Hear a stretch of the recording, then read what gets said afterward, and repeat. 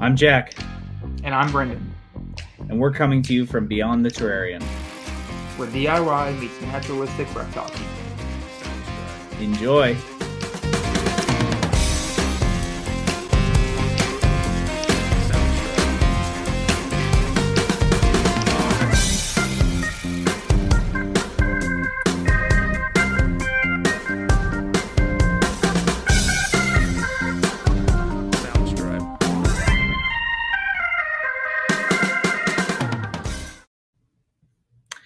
All right, welcome back to episode number 3 of Beyond the Terrarium. I'm Jack Oliver. I've got Brenden Meyer here from BM Exotics, and we are going to get stuck into it right away with episode 3. Brenden, how you been, man? I've been good, dude. Just, working my life away and doing animal shit. Yeah. Yeah, the grind. You work and then you do animal things, then you go to bed. And then you wake up the next day and you do it all over again. Yep. I'm with you there. Well, we've had some news. We've had a little bit of an eventful week as far as the podcast goes. Yeah. You want to talk about what we did this week? Yeah. So, we're obviously banking a couple episodes. So the way this is going to come out is going to be kind of goofy probably, but we did Snakes and Stogies on Monday, which was fun. Yeah. Phil and Justin had us on to talk about the pod and just kind of shoot the shit for a couple hours, which was super fun. I had a pretty good time. And everybody in the chat seemed to really dig the idea and dig the direction we're trying to go. So it's the best like revealing of a podcast I think it could have went, to be honest. Yeah. So when did we announce? Last week? Yeah, I think so. Yeah, so we announced on the Instagram last week, got all that set up, had our podcast on Monday, and then today is currently Thursday, and so the first episode will actually be released tomorrow. Just crazy. Which is, it's kind of absurd. Like, we've been doing this for a minute, and I don't know. We've been recording locally, like you said. We've been banking these episodes, so it kind of feels like it hasn't really happened yet. But once we did that podcast on Monday and getting everything set up this week for it to launch on Friday, it's starting to feel very real now. So, that's awesome. So, super stoked, super big week. Got a lot done as far as I'm sure you can see if you're watching the video. We've got a new logo overlay going on here, a little visual representation of the podcast going on behind us. So that's super cool. Launched the YouTube channel, got all of our art up there, and it's been a super fun process to kind of try to figure all of that out and get creative with it and have fun with it. So it's been cool. So yeah, I know I told you like over text earlier, but I'm glad you know how to do all this stuff, because if it was up to me, we wouldn't have any of this cool stuff at all. No, I would not say I know how to do any of this stuff. I'm winging it, man. I'm doing You're lots doing of a good job at winging it. That's for sure. Thanks, man. Thanks. No, I think it's going very well. And so I'm excited for tomorrow for everyone to get to listen to the first episode. This is obviously going to be coming out in a couple of weeks, but if you listen to this and then haven't told us any feedback yet on the previous 2 episodes, please give us feedback on those and this as well. We'd love to hear it. We should be coming with a guest next week. So that'll be super cool. But speaking of that, like if you guys have ideas you want to talk about live on the podcast, like let us know, hit us up. We'd love to have you. We're going to talk to a ton of different people. So if you're interested in being on here and discussing your projects, let us know and we'll do it. Yeah, especially ones that are like, I feel like everybody that does naturalistic enclosures, they're mostly tropical, subtropical enclosures. Mm-hmm. I know like it's kind of Monday we talked to Phil about like the desert enclosure thing. So if you set up like if you have desert Sahara-ish style naturalistic enclosures that are like, decked out and like work really well, we hit us up, because we definitely want to get somebody on that does naturalistic stuff, but not. I mean, we want to get tropical, and we want to do it all. Do it all. Yeah, desert for sure, because it's such a niche inside of a niche that it's. Yeah. I want to learn about it. Yeah, definitely desert folks, especially if you're doing some sort of bioactive stuff with it, and how you've done that, because I think that's an area both you and I are unfamiliar with, and we'd love to learn about. I'd also love to talk paludariums as well, and some aquatic stuff, because I feel like that's not as common, and it's a little more advanced, I would say, just because of, for sure, having to contain water is always harder. Yeah. So definitely hit us up if you're in any of those, or if you got cool projects, let us know. We'd love to have you. Yeah. So. Yeah, we're down to talk to anybody, man. It don't matter, your follower count or who you know or whatever. If you have cool stuff and, would like to talk on camera, hit us up. Yeah, absolutely. One more thing I want to talk about before we really get into the meat of this episode is, did we talk about last time the cat gecko eggs? Yes. We did. Okay, never mind. We mentioned it, yeah. Never mind. We already talked about it. So you guys are still doing good. So okay. Fingers crossed. They are getting, I don't know if they're actually getting bigger. It could just be me hoping they are, but I feel like they're doing very well. So nice. That's awesome. Yeah, we'll have a weekly update on the cat gecko eggs as we go. Yeah, man. You might see me cry on camera if they actually happen. I was gonna say, if Brendan's crying, it's bad.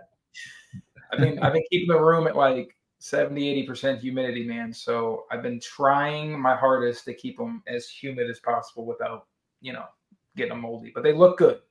Yeah. So fingers crossed. Hopefully we get some more in the next month and a half or so. So we'll see. Yeah, I got faith these ones are going to be good. So I hope so, man. It'll be good. All right, man. Well, let's get into it. We've got we want to have kind of a theme for each episode we do. And the last episode was about Kevin, my caiman, and his enclosure. So if you haven't watched that, definitely go check that out. I thought it was a really good episode. But today we're going to talk about you, my friend. We're going to talk about your projects, your kind of evolution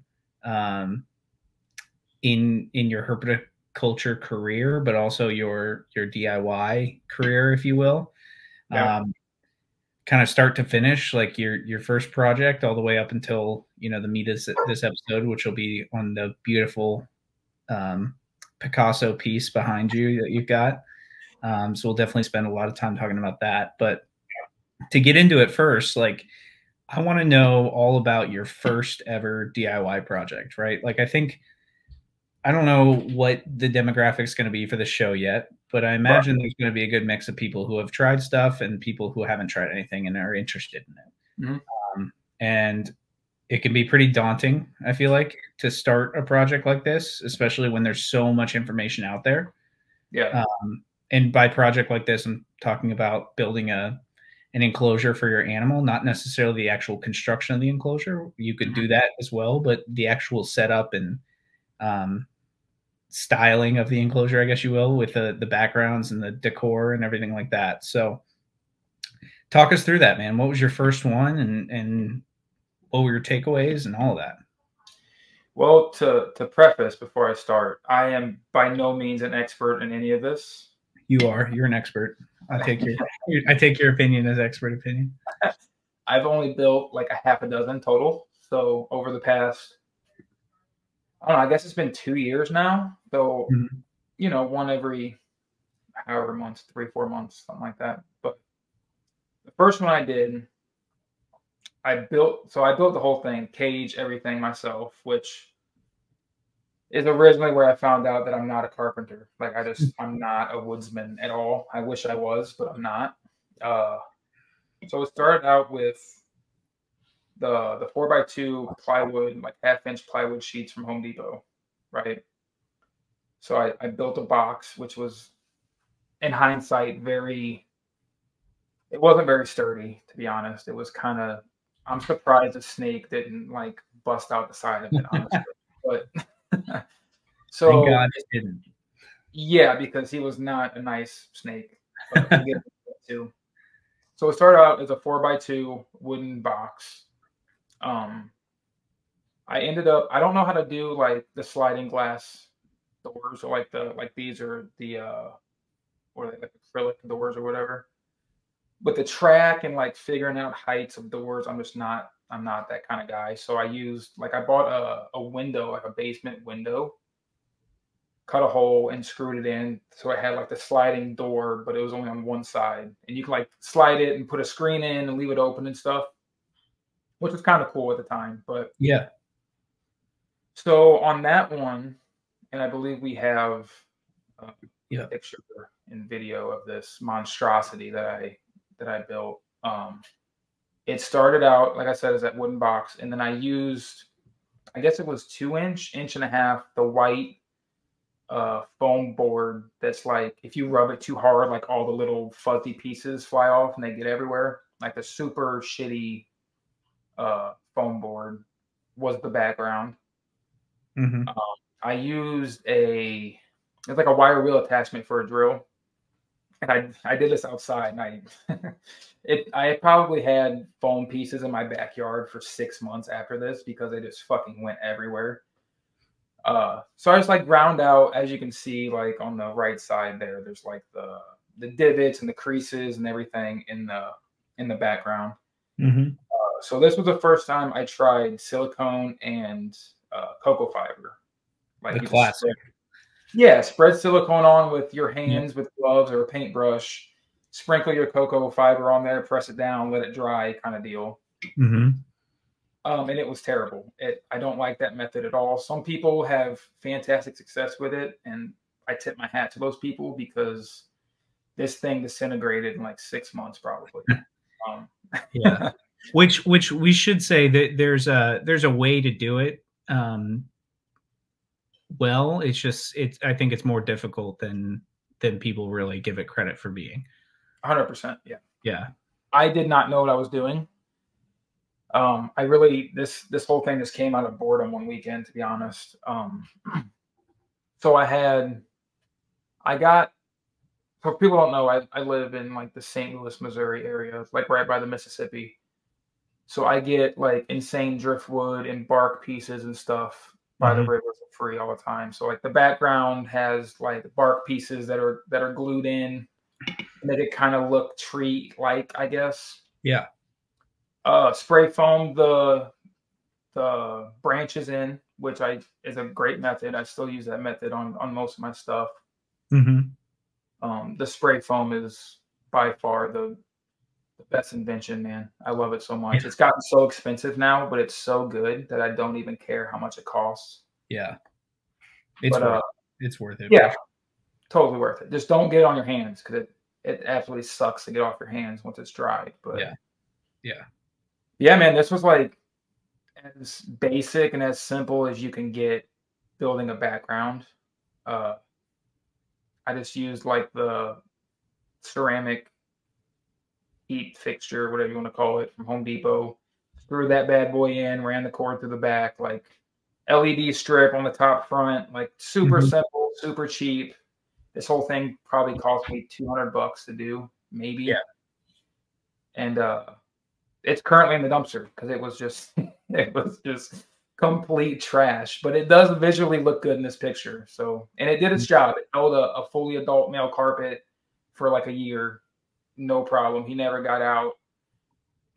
It was a pain in the ass to get in and do maintenance on without taking the entire window out. But yeah, well, the thing is though, like it worked. It just, there were small issues that you had to correct in order for it to last, right? Like that's the thing. So yeah. So in hindsight, I would not have used that white foam board. Yep. Would have used the purple compact, insulation board for sure, which is what I've done with all the rest of them as of now. Really quick, I do want to add something to that, to the white foam board, is if you're going to use it, I would recommend using a heat gun to kind of lock it up so the balls don't go everywhere, the little styrofoam balls. Yeah, and that was something I learned after the fact as well. I did not Yeah. know about the heat gun thing with this build. Hmm. Yeah, I wouldn't have done the silicone and cocoa fiber. I've actually tried that since, and it didn't work again. So I'm just never going to do that method again. I Gotcha. just guess I can't. It's just not for me. I don't Yeah. know. Yeah. So Yeah. Which the whole point of this is finding a way that you enjoy doing it, because right. like with everything else in reptiles, there's 100 ways to skin the cat, Yep. and every way probably works in some way. It's just whether or not you like doing it that way and figuring out if it works, which is important to learn in your first project. But I think For sure. the key is doing those things in a way that they still work, because you can make mistakes with them. Yeah, absolutely. Yeah. And like the only thing I personally have an issue with, and I keep going back to the silicone and cocoa fiber thing, is I had on this one specifically, the silicone itself was peeling off. Really? Yeah, I don't know what happened. I don't know if I just didn't let it, if it was too humid. I don't know. I don't know what happened. I Yeah. still haven't figured it out, but like there would be like little pieces of silicone in the substrate. So that was my biggest gripe with that. I didn't want, if you're feeding some carpets are very animated when they Yeah. eat, and I didn't want the snake to ingest dried silicone, Right. So that's the reason why I don't ever plan to go back to this method.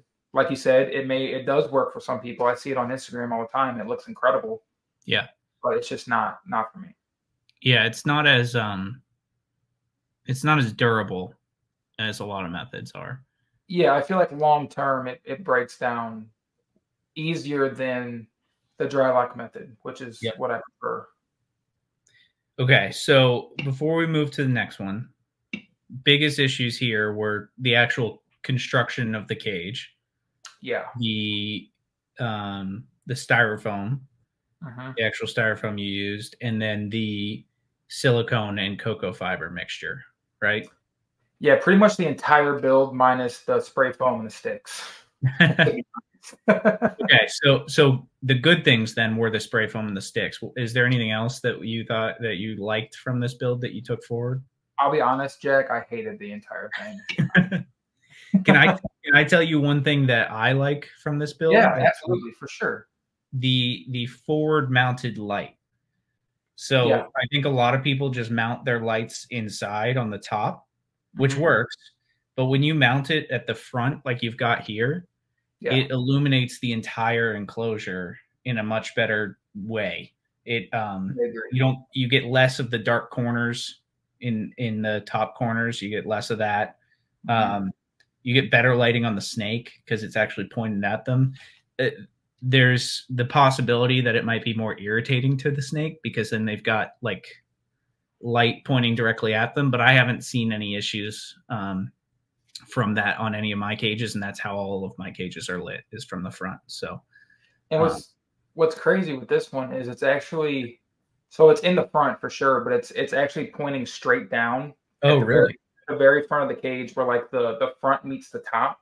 If Mm-hmm. you think it's just an LED strip running right across the front facing straight down. Okay. Yeah. Wow, that illuminates it pretty well then for being straight down. Because Dude, and it was like the cheapest LED strip I could find on Amazon too. I was very pleased with it. yeah, that's another thing. Like, there's a lot of good lighting options, and I think we should have probably an entire episode on different lighting Mhm. that you can use. But there's a lot of cheap lighting Oh yeah. options on Amazon, and if especially if you're not doing too much with plants, like I would definitely recommend going down that route. Yeah.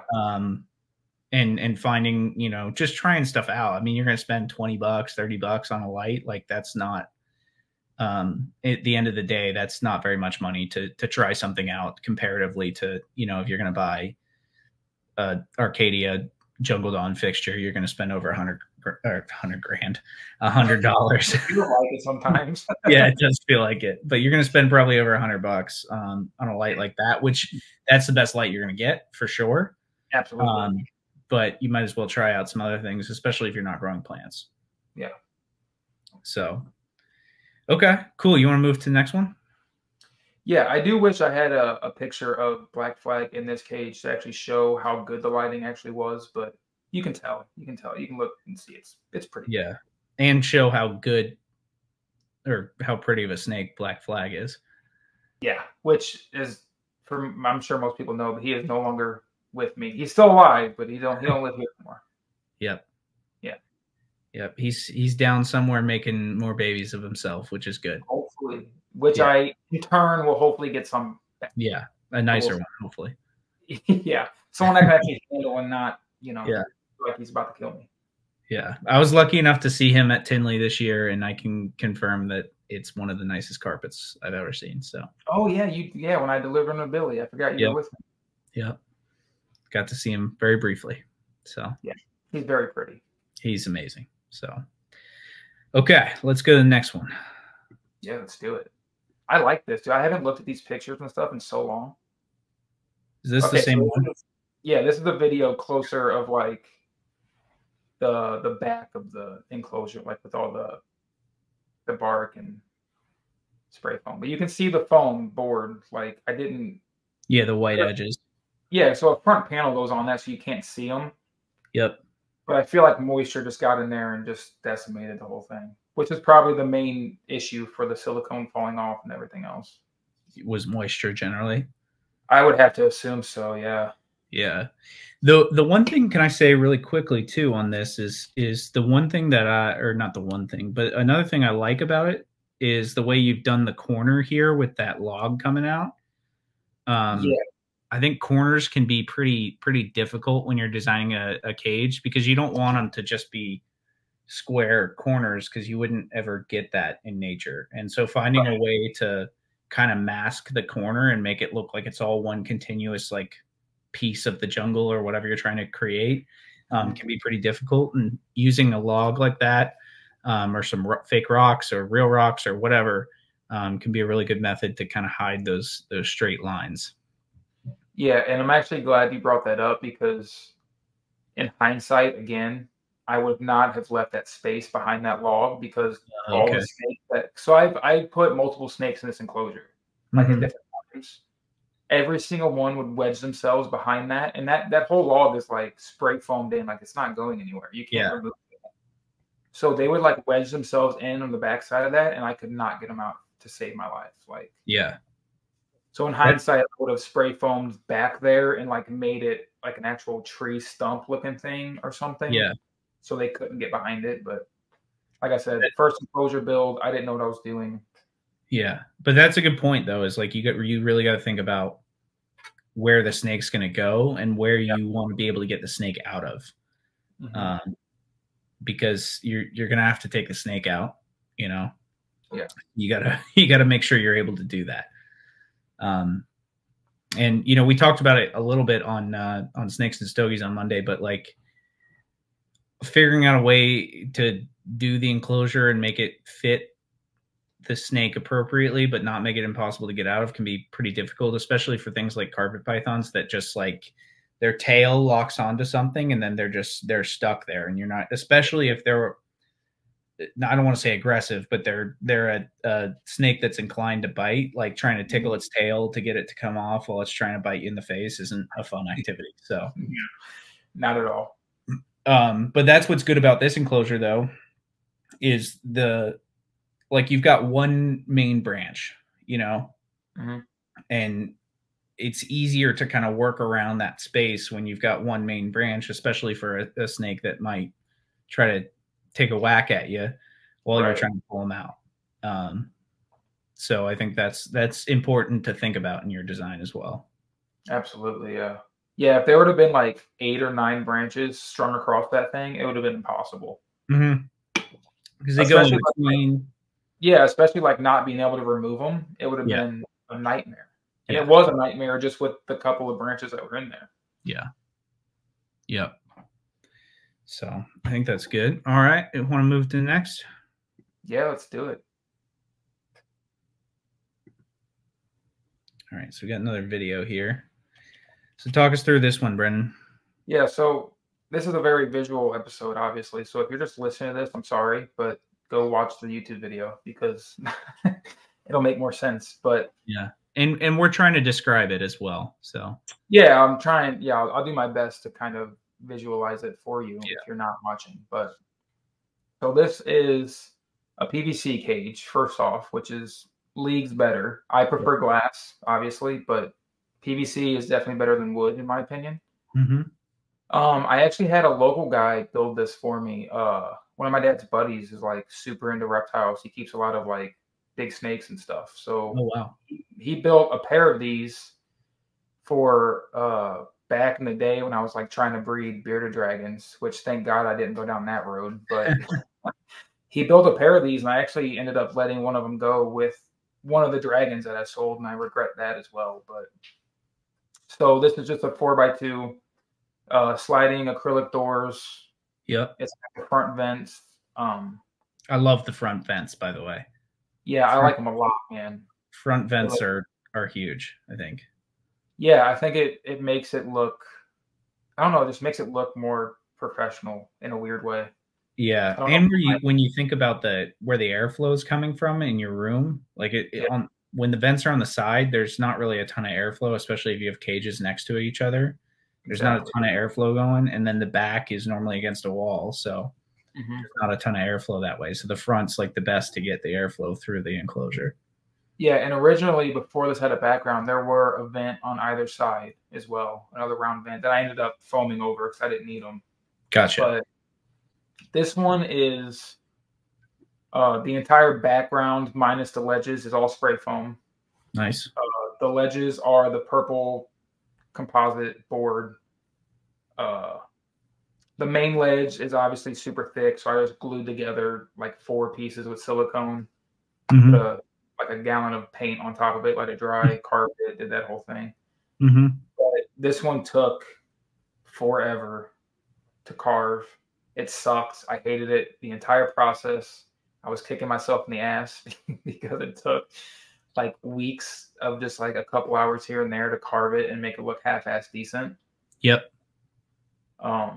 But still my favorite method. It's the messiest method, I think, but it's visually at the end, it's the best. Like you're not going to convince me otherwise. Yeah. How did you carve it? What was the method for that? This guy right here, little paring knife. Okay, gotcha. That's all I used. Gotcha. Okay. It's funny. I stole this from the kitchen, and the girlfriend was not stoked with me. But this is not. It's my carving knife. Yeah. Yeah, I like using kitchen knives as well, and like steak knives are good too to get like kind of a rough cut. Yeah, you don't want it to be too uniform, and you don't want it to be too clean. As much as that may sound weird. Yep. But the more oddball it is, the more rough it looks, the more naturalistic it looks. Yeah. You know, you're not really going to find. I mean, I guess you do find perfectly square and smooth rocks in the wild, but that ain't what I'm going for, you know. Yeah. The where there's water around, I feel like when it's wind erosion, it's more rough cuts like this, and then the water creates more of a smooth cut, and depending on the type of rock. But I love this one, man. I think it's great. Like it looks like a piece of a cave, basically. Like that's exactly what I was going for. Yeah, it looks like that. So, like I said in the last one, I didn't like the foamed in branches because they were just difficult to work around. If you're looking at this one has no spray foam branches. It just has 2 big driftwood pieces kind of interlocked in an X pattern together with like fake vines wrapped around it. And because this snake, Sriracha, she's not nice, is I guess the nicest way to put that. She is. Shout out Zach with his hand in the post office. Yeah, exactly. She's very spicy, hence the name. So a little like side tangent. I got her. If you're not watching, it's an adult female Balin tiger, coastal, gorgeous snake, probably the prettiest snake I have, honestly. Like visually, she's gorgeous. I got her randomly from this dude off Instagram who bought her from an old lady that had her and like never touched her, she just threw food in her tub, closed it, gave her water, and that was it. No interaction at all. So she's like as close to a wild snake, I think, that I could get. She's let me touch her 2 or 3 times maybe, but I try not to. Because if you're looking, she's a large snake, and I'm not trying to get bit by that. Yeah. As much as Zach said it's not that big of a deal, I'm good. Yeah. I think we both share that, where we just don't want to get bit. I don't like it. A hatchling, an adult, I don't care what it is. I do not like getting bit. Yeah. It's not fun. I agree. It's never a good time. when we were at Tinley last year, when I was looking at those snakes that Billy had on his table, and that little one was just like attacking my knuckle. I was just like, this is so uncomfortable. And it was like a worm that was this big. You know? Yeah. Just not a fan. But anyway, so this was the first dry lock method that I used. So if you go to Home Depot, I'm sure Lowe's has it. I'm a Home Depot guy. It's the closest one to me. Mm-hmm. You can buy the gallons of the white tintable dry lock, and it's almost like a sandy texture. It's like gritty a little bit, which is nice when it comes to lizards, which I'll explain in this one. So it's dry lock. Let me recap. It's spray foam on the background, the purple composite foam board carved, glued together for like shelves, because carpets absolutely love laying on their shelves. She used to lay up on that shelf all the time. And I have the Brettles in there now, and he absolutely loves that ledge. Perfect temperature. It holds temp after the heat light goes out. It still stays a little warm for a couple hours, which is pretty cool. Yeah. So the tintable dry lock, and then I used those bottles of liquid concrete tints or whatever that you can also buy at Home Depot. They're like the Quickcrete brand, and they have black, brown. There's like a terracotta color. Yeah, they call it brown, buff, and charcoal. Brown, buff, and then terracotta. I think there's 4 total, right? Those 4? Black? Yeah. Brown, buff, terracotta, and charcoal, because they call it black. Brown. They have an actual brown one at my Home Depot too. Yeah. So I used the only thing I don't like about them is you can't get black. This is about as dark as I've ever been able to get, mixing the black with the white dry lock, because you have to basically use an entire bottle to get it dark. Yeah, you're going from completely stark white to the opposite, which is so you get gray most of the time. Yeah. Which ended up working pretty great for this one. I think it really shows, it really gives it that cave vibe. So the best method I've figured with the spray foam, because it has all those little pinholes and little cavities and creases and stuff that's hard to get to with a paintbrush. So if you just tip the cage on its back and just dump a bunch of it on, and then just kind of mop it up, it fills all the little holes. It's so much easier. It's less tedious. It's quicker. So that's the method I use for this. I just dumped it on and then just kind of mopped it around, let it dry. And then, it looks exactly like that today. And I built this, I don't know, when does that video say I built it? I don't even remember. 113 weeks ago, however long that is. December 26, 21. Yeah. Yes, the end of 21. So it's been over 3 years. Right? Yeah. That's insane. No. Almost 3 years. December this year will be 3 years. December this year. Yeah. So, I was like, damn, it's been 3 years already. It looks exactly the same, minus the only thing that's different, and you can't see it in this video, right behind where those 2 logs cross, I made a faux rock that was connected to the background. I since had to cut that out, because when I was trying to breed carpets, I needed to fit a big lay box in there, and that was in the way. So I cut that out, but it looks like, I'm looking at it right now, it looks exactly the same. So it's held almost 3 years of constant use, constant spray downs. I mean, heat, it's really lasted pretty well. Yeah. And I feel like that's an interesting topic as well, is adapting cages like this to fit your needs for breeding. Yeah. Because for a carpet, I mean, you probably don't necessarily need a lay box. You could probably get away with just in the substrate and adding some nesting material for them to kind of curl up in. But lay boxes are obviously superior and work better. And so if you're planning on breeding in an enclosure, thinking about where that would go during that time is important to think about. Yeah, and I didn't think about that building this cage because at the time I knew I wanted to breed carpets, but I didn't. I was like, oh, I can fit a small lay box under that ledge and it'll be fine. Yeah. A 15 core tub won't really even fit under that ledge very well. So Yeah. I had to make some modifications to it after the fact for sure, which I now know for future builds to, especially for carpets that I plan on pairing, leave space for a high box or for a lay box or whatever. Yep. And even for non-carpets, for things like your cat geckos or Oedura in the future, maybe, and other things, it's like for things like that, they can do it in the enclosure. You just have to be okay with digging through the substrate.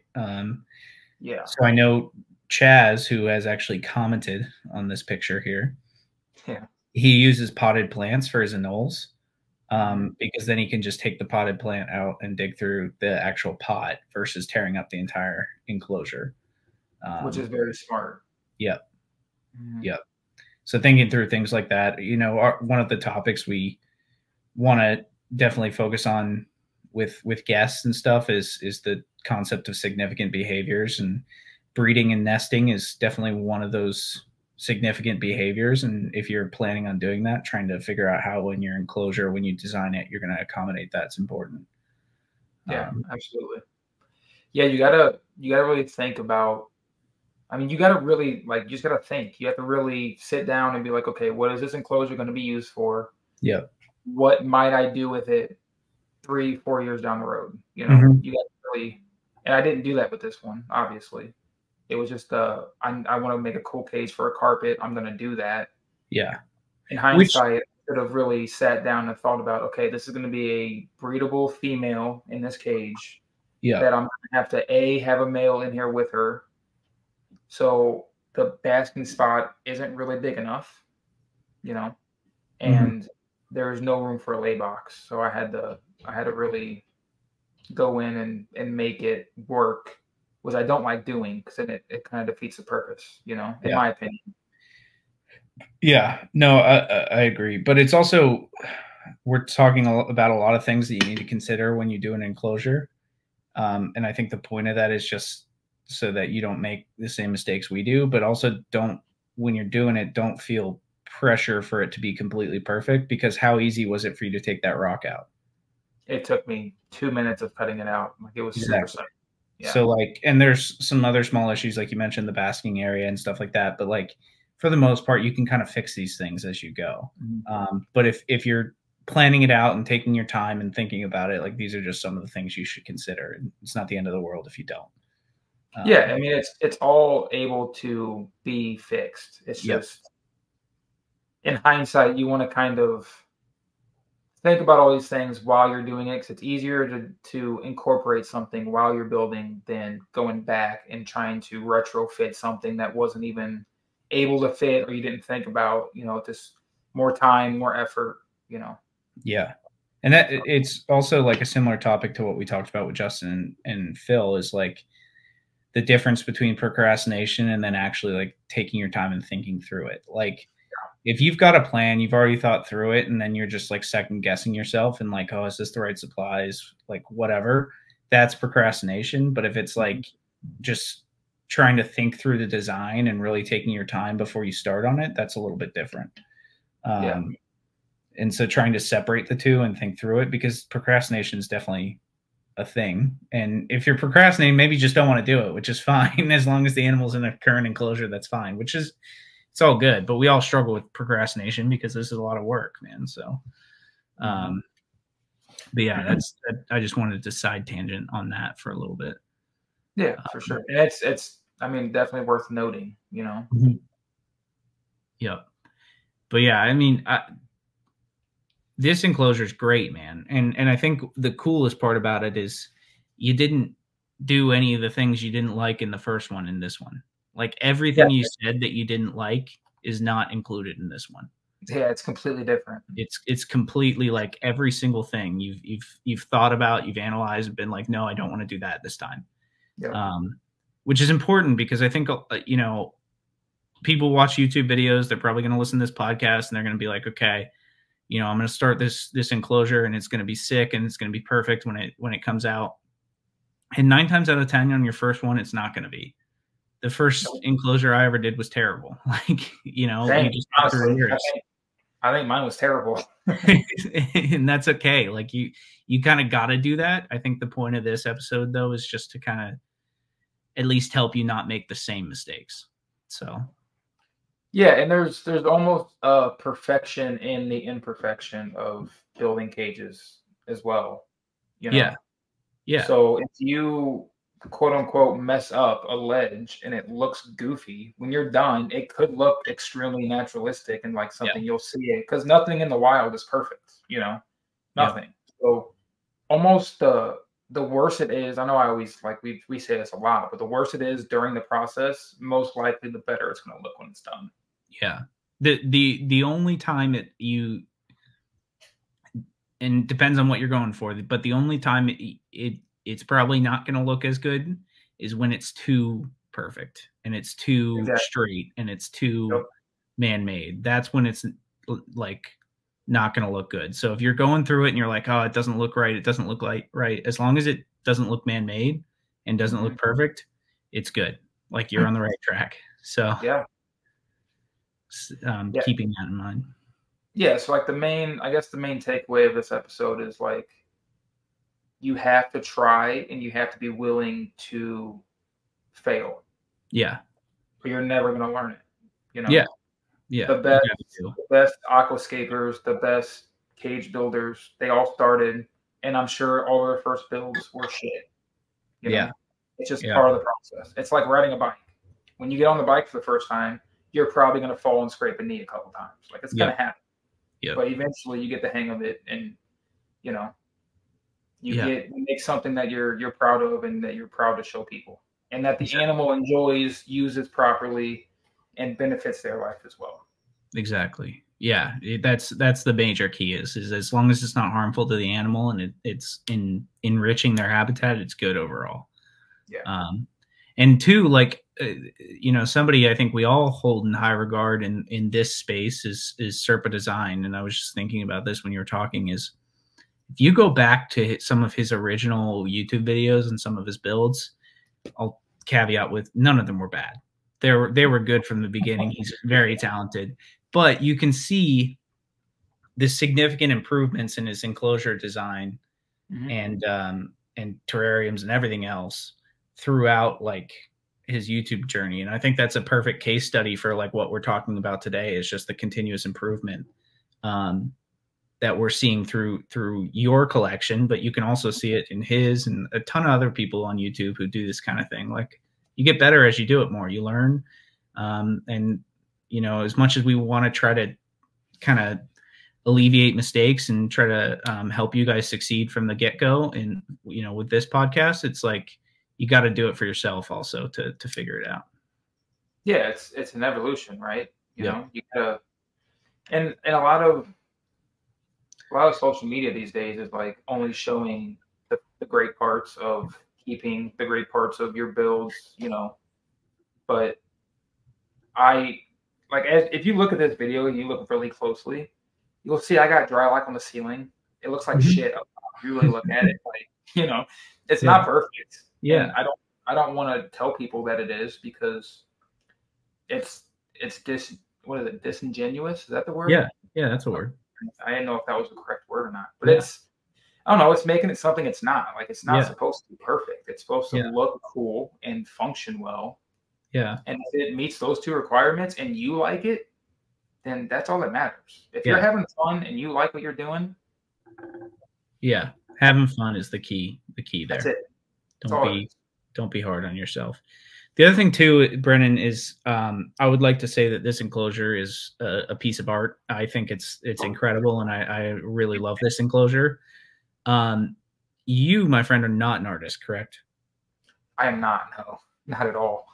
So that's something I also want to demonstrate to people is I also am not an artist, but I've done backgrounds and stuff. You don't need to be. I feel like when you see it in a YouTube video, it seems hard, it seems difficult, but when you're doing it, you're just carving stuff with a knife and just going. You're not really, thinking about it in an artistic way. I mean, you kind of are. You're kind of like in a flow state, but like you're not. Yeah. There's no formal training you need for this. I guess that's what we're trying to do through the podcast. But there's not. You don't need that. You just need to go do. Yeah, man, I'm a grease monkey by trade. I'm a mechanic. Like I'm not an artist at all. Yeah. Yeah. And you'll see the progression, like, because this was before like me and my current girlfriend, who is an artist, got together. Mm-hmm. And you'll see the progression of these builds, like her influence in the painting of it and the structure and the, making sure the divots in the foam have shadows, so they look deeper, and like, the acrylic paints that I use on this, like she made it leagues better, having that artistic eye, but you don't need to have that to make a cool cage. Yeah, exactly. And I think the artistic eye like can be developed as well. Absolutely. Like, it's something you can learn just by doing, like, based on what you think looks good. That's what it is. It's just doing a lot of it looks good. It's like you see the finished product, right? You see this, but like you brought up Serpa, and he's like, I'll put it into the ethos now. He is like the pinnacle guest. If we could get Serpa on here, I'd freaking lose my mind. But if you watch his builds, it's all simple steps that he takes to create this incredible background, incredible enclosure, incredible aquarium. It's all little tiny steps that are super easy to do, built on top of each other, and get an incredible outcome. But before this was painted, it was just spray foam on a piece of PVC, man. It's nothing crazy. It's nothing difficult at all. Yep. And now it looks like a zoo exhibit. So I wouldn't go that far quite yet, but yeah, it looks good. I'm gonna go that far. I mean, they have the luxury of not needing to necessarily move enclosures because they're built in and stuff like that. Like, so zoos definitely have an advantage, and they can use concrete and stuff like that. But I mean, it's after the concrete piece, it's the same concept. You're just getting to the rocks a different way. Yeah, exactly. So that's I always am trying to have my enclosures look like, I wouldn't say I'm at that level, but I always want them to be like I'm going into a zoo and like looking at a collection, and I think you've done that with this enclosure. Yeah, I mean, that's the goal, obviously. I feel like that's a goal of a lot of us. You want to be able to walk into your room and be proud of what you see. Yeah. And we were talking before we started recording, like, my eventual goal is to phase out all of the PVC cages and do all glass with insane backgrounds, all like Arcadia lighting, real plants in every enclosure. Like, I want to be able to walk in this room and you like the eventual goal. And I was talking with my girlfriend about this a couple of weeks ago, is like walk in to the main room and it just be lined with, all the gecko cages decked out, real plants, mist system. I want to do like the thunderstorm thing that I keep seeing people do. Like, I want to make it legit, and then walk in here and just have, I'm a Reptizoo fan, and then just have Reptizoos all around this room with all of the animals in it that you can, have like a love seat in the middle that you can just sit and look at all the, that's the eventual goal. Yep. No, absolutely. Yeah. I that's my goal too, man. Like, yeah, like that's everybody. That's all of our goals. I feel like is just to have a pool room you can hang out and kind of, get away from everyday life a little bit and just enjoy what you've done. Yeah, absolutely. I want to get back to this enclosure and then move to the next one really quick. But one thing I want to point out, this is number 2, correct? Yes, this is the second one I ever did. if you're watching right now, let's go back to the first one really quick. Yeah. So we got the first one. You're watching. It's, you know, we talked through it, but it's the Eco Earth, the bark, the spray foam sticks, the log, which I still think it looks great. But that compared to this in just one enclosure, like a difference of one enclosure, like all it took you was one enclosure to figure out, hey, this isn't working. Got to figure out a different method. Figured it out, and it looks significantly better. Functions like light years better, right? For sure. And all of that just in one. Like like your second enclosure, you're already light years better. So that's like, I think a key point we got to drive home here is that like the massive improvement you can make just by not being happy or like going through a first one, a trial run, if you will, and being a little bit unhappy with it, and then figuring out exactly what you want to do differently in the second one. And then you'll have you're obviously you've improved and done different things, which we'll talk about here in a second, but like that one there is like some people that's all they need, right? So For sure, yeah. Just in one enclosure design, you've done it, which I think is great. I don't know the time spacing in between these two cages that I did. Honestly, I don't remember. I don't know what the date of this one is. May 21st. So 7 months. 7 months. So 7 months in between each cage. And in that 7 months was a lot of watching YouTube videos, a lot of researching, you know, other people's favorite methods, a lot of watching. I wish I could remember the YouTube videos or the guy on YouTube I watched that like got me into the spray foam dry lock method. I don't remember. He's a monitor dude he's in Australia. He has a big YouTube channel. I cannot think of his name. Beaches, Scaly Beast? Yes. Yeah. I watched all his videos. Yeah. And it really gave me the confidence to really try it. And I'm glad I did because, yeah, like I said, it's my favorite method. It's what I've used since that cage. Yeah, absolutely. And like with those, like I know he probably used tile pointing is what they call it there in Australia. Yeah, I think that's what they call it. Which is more of like a grout. So, yeah. But what you did is you kind of took pieces of that and then applied it and then did other things differently, which is what I think you got to do in order for it to work for your current situation, because you know what you want out of an enclosure isn't going to be the exact same as what somebody else is doing. So you got to be able to kind of take those basics and then apply them along with different techniques and move forward that way. Yeah. Sure. Which hopefully we can help kind of connect the dots here, which is what I want to do is, you know, for this level, for, you know, for building the structure, the background, like this is what you need, you know, or this is the options for covering the background. This is the options and whatever. And we'll have a whole background episode at some point as well. Oh, absolutely. We have to. Yeah. So the next one is the red background. I know I sent these to you a little out of order, but that one right there, the one at the very bottom. Yep, that one.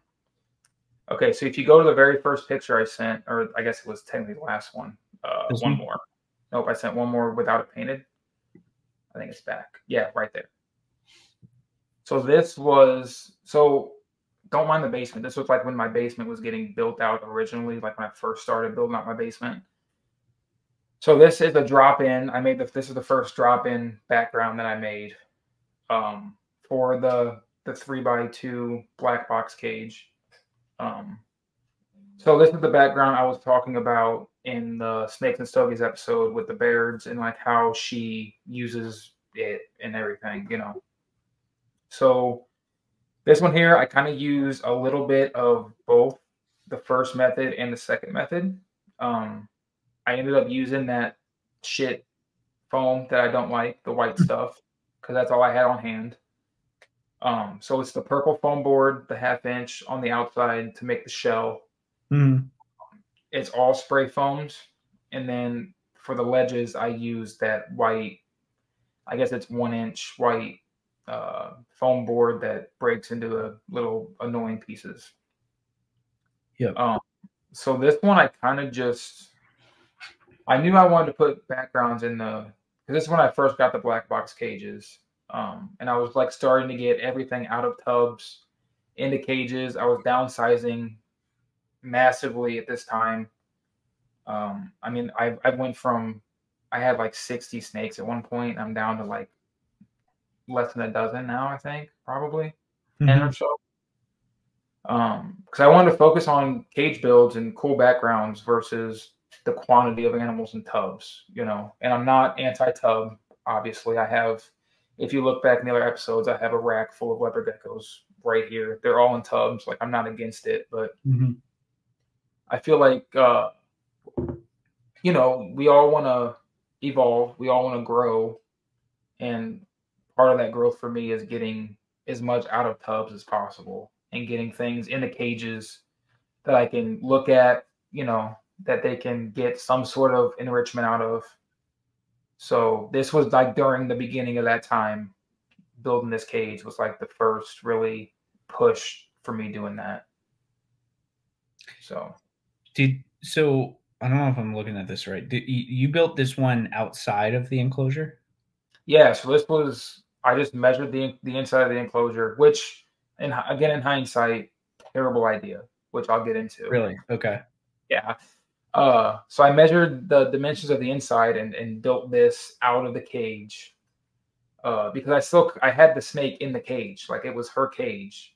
Gotcha. So I couldn't, and I had nowhere else to put her. So I had to build a background that I can drop in silicone in a day and get her back in. Gotcha. Okay. So that's why I decided to go outside of the cage with this one, and I'll probably never do that again unless it's like I'm gonna make drop-in Exoterra backgrounds. Right. Yeah. I mean, I'd eventually like to make like sellable drop-in backgrounds. That's like down the road a long ways probably, but yeah, I don't like the drop-in method because it's just you have to be so on point with your measurements. And spoiler alert, I wasn't with this, so it didn't drop in, as they say, very well. Gotcha. You kind of had to massage it a little bit. I had to hack it basically to get it to fit. Yeah. Did you have any issues? Because I've had this where I've done it. I've never done it like this fully out, but I've done like pieces out before with the spray foam, and the spray foam kind of pulls the foam board on the back like in a certain direction when it dries. Like I've done it on a flat one where it pulled it up and like the edges basically like weren't level with the ground. Did you have anything with that? No, I've had where the spray foam, when it expands, it doesn't stick and it just creates a bubble. I've had that a lot. Okay. I've never had the actual board like roll up on the edges.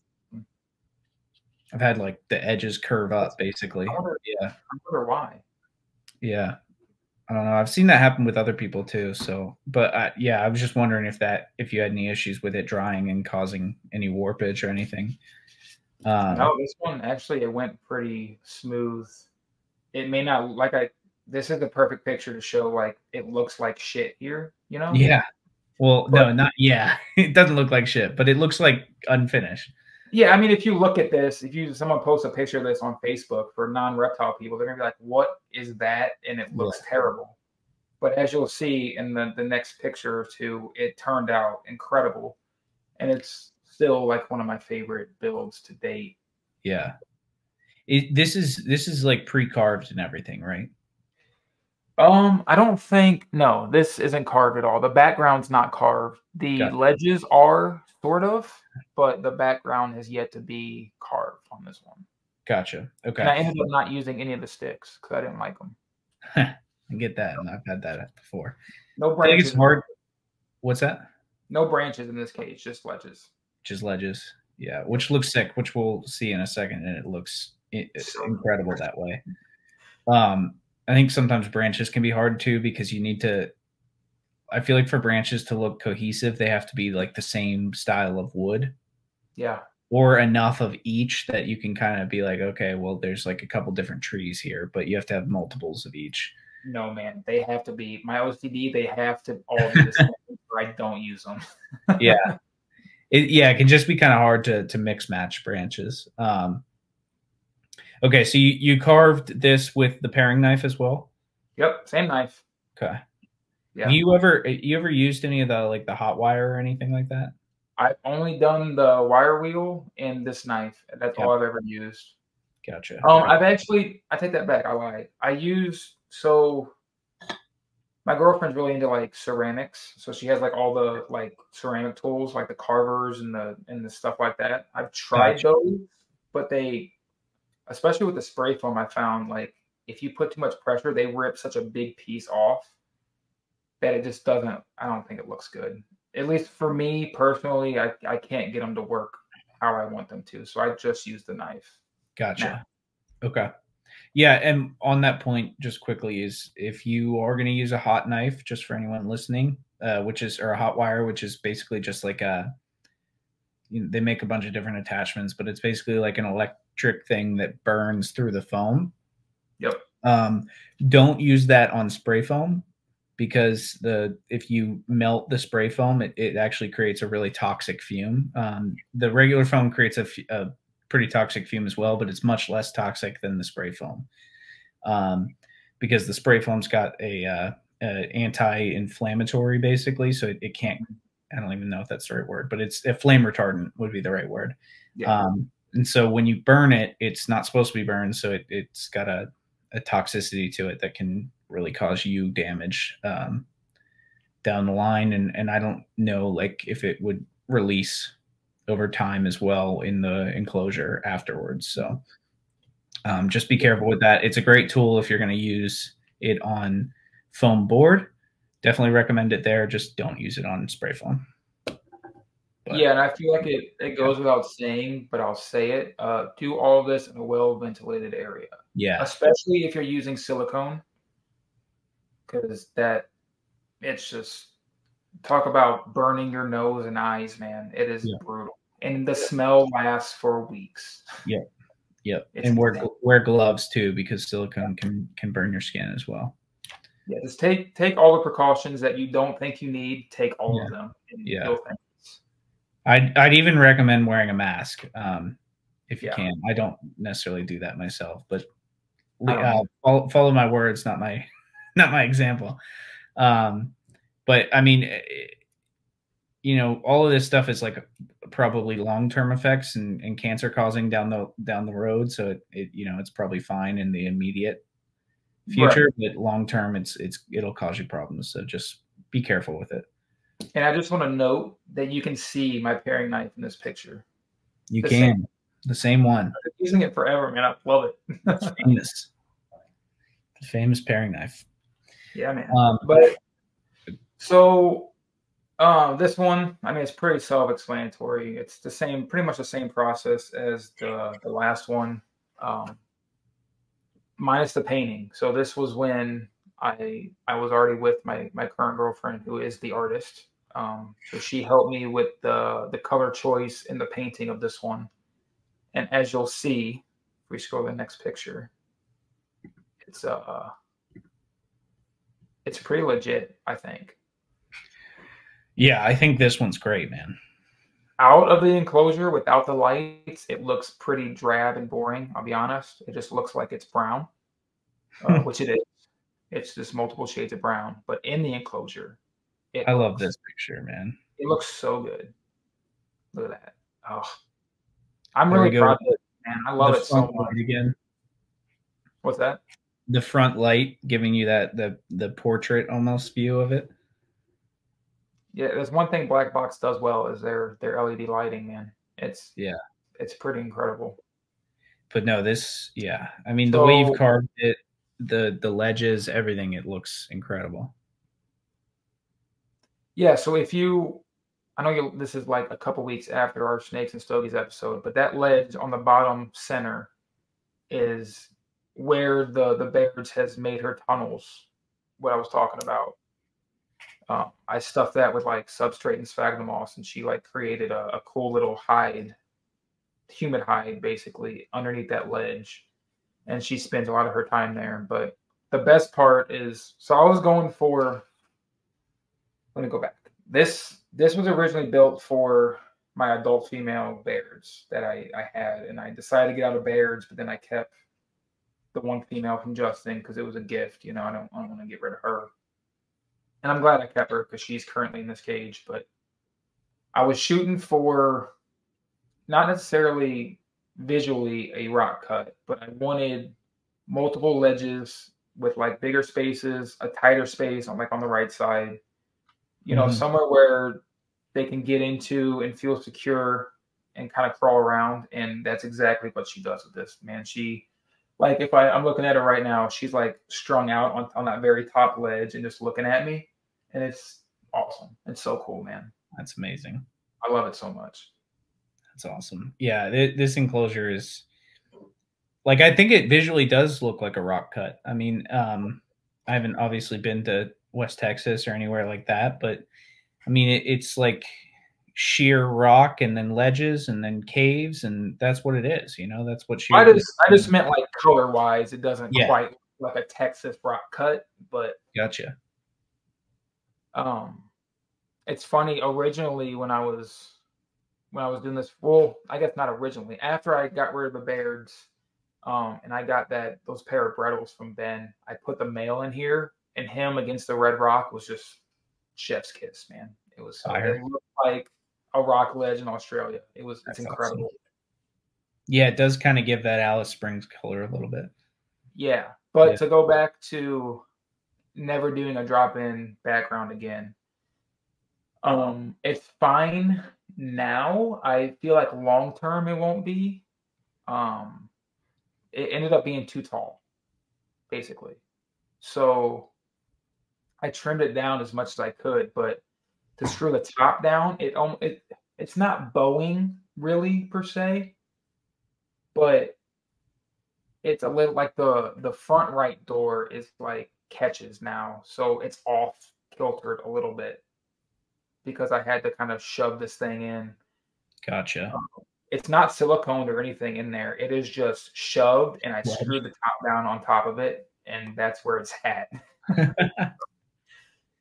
I think that's the best way though, because then you can just pull it out easily. Yeah, exactly.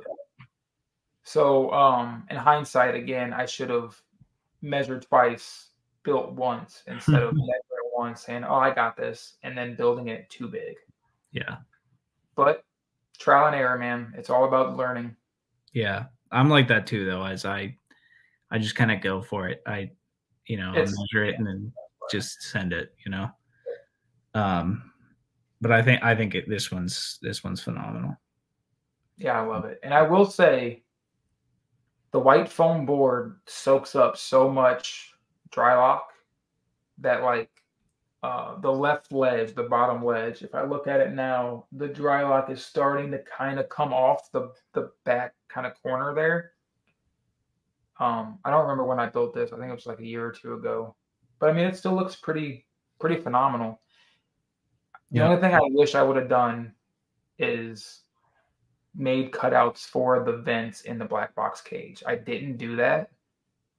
And whenever I put the substrate in for the first time, it molded pretty bad because there was no airflow. So I since had to go in with a knife and carve out those air vents on the sides.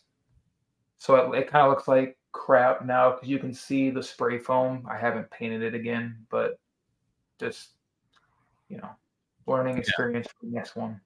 Yeah, absolutely. And like we were talking about earlier is, although like there's some more work to get it to where you want it again, but like wasn't that hard to cut out the vent holes, like no, it wasn't bad at all. In the grand scheme of things, like it's not the end of the world, Yeah, exactly. And if you look at this, there's no heat source. I don't know if anybody has noticed that, but there's no heat light, there's no heat mat. I keep this room is 80, 82 during the day. So for colubrids, I don't feel they need a heat source. Yep. Personally, they've done great. She's doing fantastic. She eats like a champ. She's growing like crazy. So like I said, it's 80, 82 during the day, and it drops down to like 77, 78 at night. So I think it's fine. She's doing great. And what would she be doing in the wild? She's in the desert, right? So she'd be hiding out for the majority of the day and then coming out at night. So, which is exactly what she does. Yeah. So I can't ask for much more. It's replicating or enabling those significant behaviors, man. Yeah, and I'll be honest, this may be, I mean, I don't think it's controversial, but like I don't There's multiple carpets in here that don't have heat as well, and they're doing fantastic. Canceled. Hey man, just saying, we keep them too hot sometimes. That's all I'm saying. Yeah, no, I agree. During the winter, I definitely on most of my carpets don't have a heat source, and if I do, it's significantly limited. Yeah. But that's a whole other topic.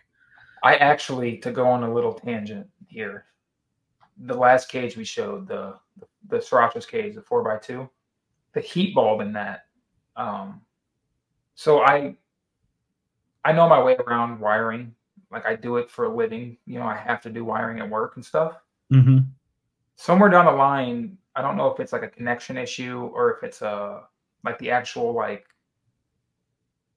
fitting the bulb screws into.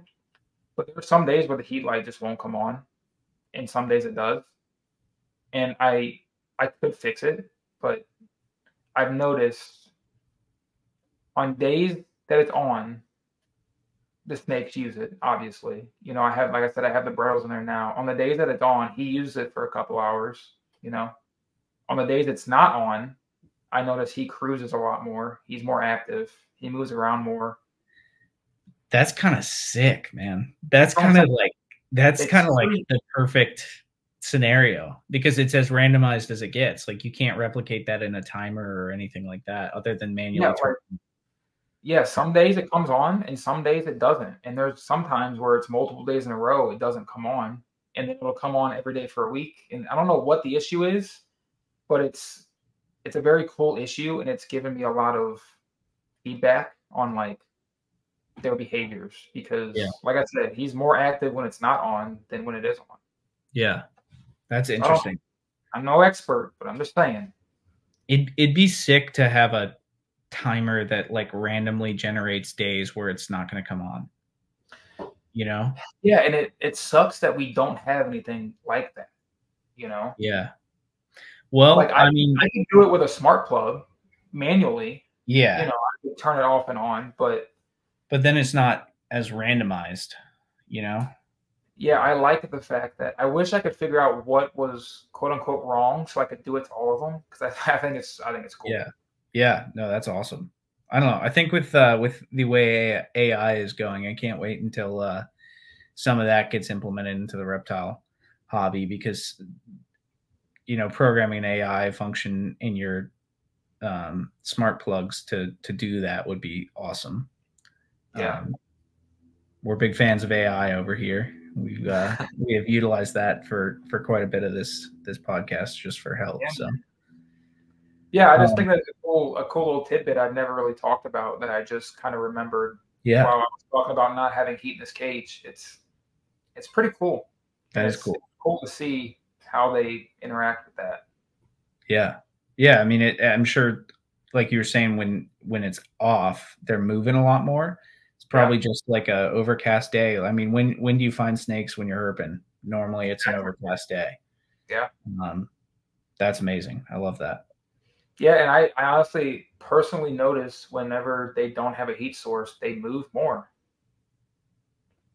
So yep. I have some with heat, some have heat pads, some have heat lights, some don't have any heat, and they all act differently. That's awesome. That's gotta experiment, man. Yeah, I mean, as long as you're taking care of them properly, you know, you can mess around with things like lighting and heat, and as long as you're still within those parameters, if they're not going to get an RI or something, you can mess around. It's okay to try things, and if it doesn't work, you can easily revert back. Yeah, that's the thing is as long as your temperatures are above, let's say 70 generally, you're not going to kill your snake. It's not going to happen. Not going to happen. And even if they're not above 70 for a shorter period of time, it's not that big of a deal. Yeah.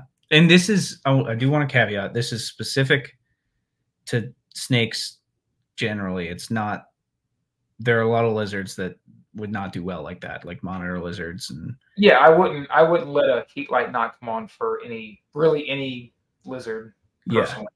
Yeah. Snakes, different story, especially carpets. They're so just bulletproof as it is. You can experiment like that, and it's perfectly okay.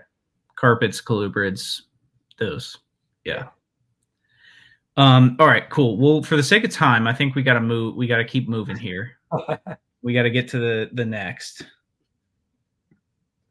which I think is your first Palikras build, right? Oh, the next one is that one right there. Oh, yeah. Yeah, that one. So that's the next one. So another black box cage. Another black box cage. This one houses my MBB Russian Red Coastal currently. Okay. And I see you went back to the sticks being spray foamed in. I did, and I regret it again. I don't know why I did it. Okay. I think it was like the fact that I didn't have any sticks that looked good, that were big enough to just kind of throw in there. So I just decided to foam them in, and I'm not a big fan of it. It looked cool, but she's a nightmare to get out. She's not the friendliest snake, which seems to be a theme in this room. But everybody says carpets are so nice. Mine aren't. I only have a few that are not fun, but I do like these sticks, like what we were talking about, like the cohesiveness. Like the sticks look to be the same type of wood. They're aged similarly, which I think is great. I think they look really cool. Yeah, it looks great. Is this the cage that you did the pottery scooper thing that you're talking about?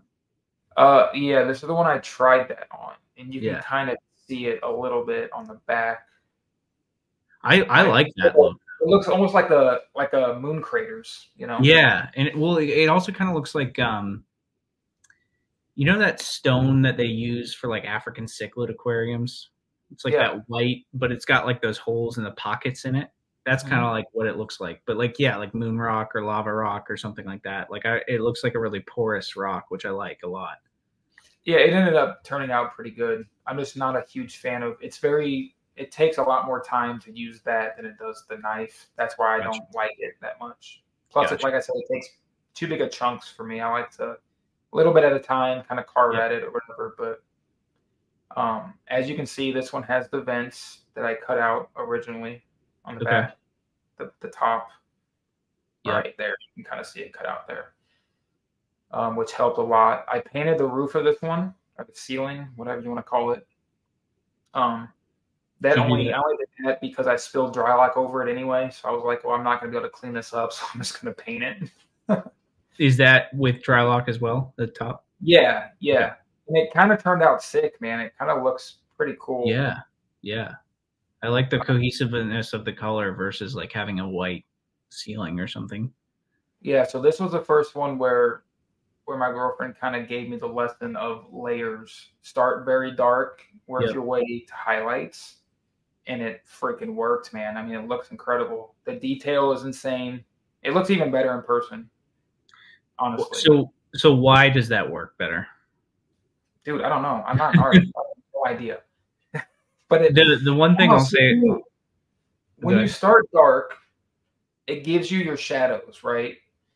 So as you can see on this, let it go through a little bit. So when you look at the ledge, you can see the foam, like where it comes out as a rock. You can see the shadows underneath it, right? Yeah. So if that was a light color, those shadows wouldn't pop as much as they do. Yep. So I started very, very dark gray, and then I worked my way a little bit lighter gray, dry brush method, which is the best for giving detail, in my opinion. I did a coat of like a lighter gray over that, and then I started to incorporate the browns and the tans and stuff as like the highlights to really make the rock pop. And I should have done more. I kind of rushed this one because, again, this was her cage already, and I had her in a tub waiting for me to do this. And this ended up taking me like 2 weeks to do. Within like I was working crazy hours, and like we all have a life outside of reptiles for the most part. So I had to live my real life and kind of do this on the side. But in hindsight, I would have took my time a little bit more with the highlights and made it pop a little bit better. But I mean, I think it turned out incredible. And I did ledge because they really like the ledges. And I'll say too, with the ledges, the one negative, the biggest negative I can think of, is when a snake craps on that ledge and say you can't get to it right away, because like I said, sometimes, we're human, we kind of forget things or whatever. We're not home. It's a pain in the ass to get that off of the dry lock. You have to basically, so what I do is I take like a chlorhexidine mixture, spray it down, wipe it, spray it again, and take like an old toothbrush and kind of like scrub at it. And then I have a Milwaukee wet dry vac that I suck it up with now, it makes it a lot easier. But yeah, I would say, and this is probably, I don't know, everything's controversial these days, but let the poop dry, because it's easier to get up dry than it is wet. Just save yourself the hassle. Yeah. It'll be okay to sit there for a day. It's fine. Yeah. And you're talking about the white urates, right? Like, yeah, they're annoying as hell, man. Yeah. Yeah. Especially when they get up in a crease or it gets in a cavity of the rock. It's just like, it's time consuming to clean. So, you got your pros and cons of all these things. Pros, it looks incredible and it works well. Cons, you're going to spend more time cleaning, especially if you have a dry Marcon species or something that just sprays shit everywhere. A king rat, for example, would be a nightmare, I think, in something like this. Yeah. But so that's where it comes back to like understanding your animal and like the maintenance it's going to take to like deal with a cage like that, which we kind of hit on in the episode we did on Monday with or for snakes and stogies. But like maybe for a dry Marcon you would do like a picture background or something instead. Exactly. Yeah. I mean, definitely don't shy away from doing a 3D background if you want, but yeah, I mean, you can totally do it and they'll probably use it like crazy, but yeah, good luck cleaning shit out of all those cracks. Yeah. That's all I can say. Because the snakes always put it in the worst position, always. Never in an easy spot. Nope. So on these ones, I didn't want to put a heat light in there because I didn't really have anywhere to put it, and I didn't want to mount anything to the ceiling of this cage. So what I did in this, and what I've done in like all of my, I guess these are 2x2 cubes, the old like boa file cages I have with like the drop down doors. I drilled a hole in the back and wired in a heat mat on the bottom. And then I took a piece of 1/4-inch PVC sheet and silicone that down on top of it, if that makes sense.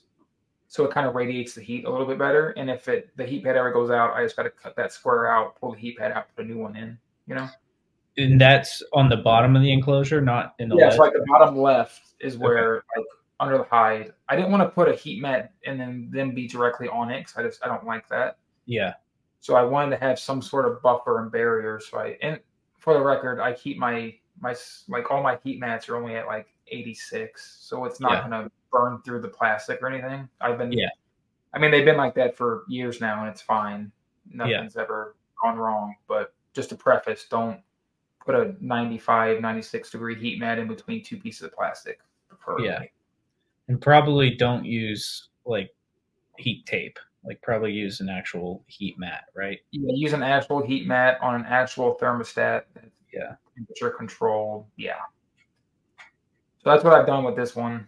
Yeah, it turned out pretty sick, man. I like this one a lot. It's very different from the other ones I've built. And you can kind of see the progression of, getting better. Yeah. So too. And I also like, but I also like how different each of these enclosures look. Like, I think that's the fun. Like, I'll say this too. I love when somebody has like a consistent look of an enclosure with a bunch of them, but that's not my style. I wouldn't want that. I want each one to be a little bit unique and have a different like visual key to it that when I look at it, it stimulates me and the snake differently. Yeah. And so I love the way that you've done that with each enclosure looking, and functioning slightly differently. Yeah. And they're all like with the animal I'm housing in them in mind, So like Sriracha's cage, the reason I didn't foam sticks in is because she doesn't perch on logs. She never has. She likes the shelves. Yeah. I put 2 big shelves in her cage. This snake here loves to perch on logs. Doesn't really care for the perch. She's used it a couple times, but it's normally like her perched up on the log with her head drooped down, like hunting posture over the ledge. Mm-hmm. She, like, if I look at her now, she looks like a chondro. She's just like curled up on the log, staring at me, waiting for food. So they're all like animal specific builds as well. Yeah, which is key. You got to make sure that the species, first of all, and then second of all, the specific animal that you're housing, like the individual animal, is going to use it appropriately. Yeah, exactly. And then whenever she outgrows this cage, I'll throw in another carpet that enjoys perching just as much as she does, and just rock it that way, you know. Yeah. So you're going to get more carpets? No, I mean I have smaller ones growing up. No, I have a couple more I'd like to add. You know, I want to another side tangent here, but I want to do like the ultimate goal is Asiatic red tigers. I think everybody knows that. That's what I'm into. And then when I had that female Asiatic pass on me a couple years ago, it was kind of a freaking gut punch, you know. So I like to add some Asiatic stuff, but other than that, I'm chilling. I'm cool. Yeah. Yep. Gotcha. All right, man. Well, let's keep it moving here because we've got a main subject that's behind you that we need to talk about. But before we talk about that, speaking of which, no, you gotta turn those on. It must be 8 o'clock here. But hey, I remember to keep my above light on this time, so I didn't go completely not in the darkness. Yeah. All right, I'm gonna go to your profile here because we got to talk about the first Polychrist build because I'm a huge fan of your Polychrist, man. I think they're super cool.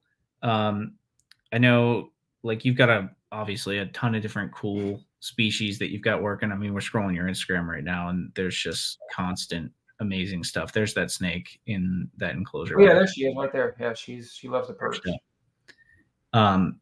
Your collection's awesome, man. But the Polychrist,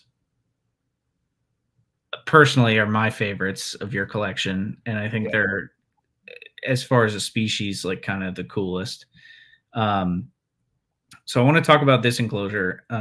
This is a video of you holding them mostly. So let's see. There it is. Wait, there it is, right there. This no. Bottom right. There we go. Yep. So this was the first go around for them, right?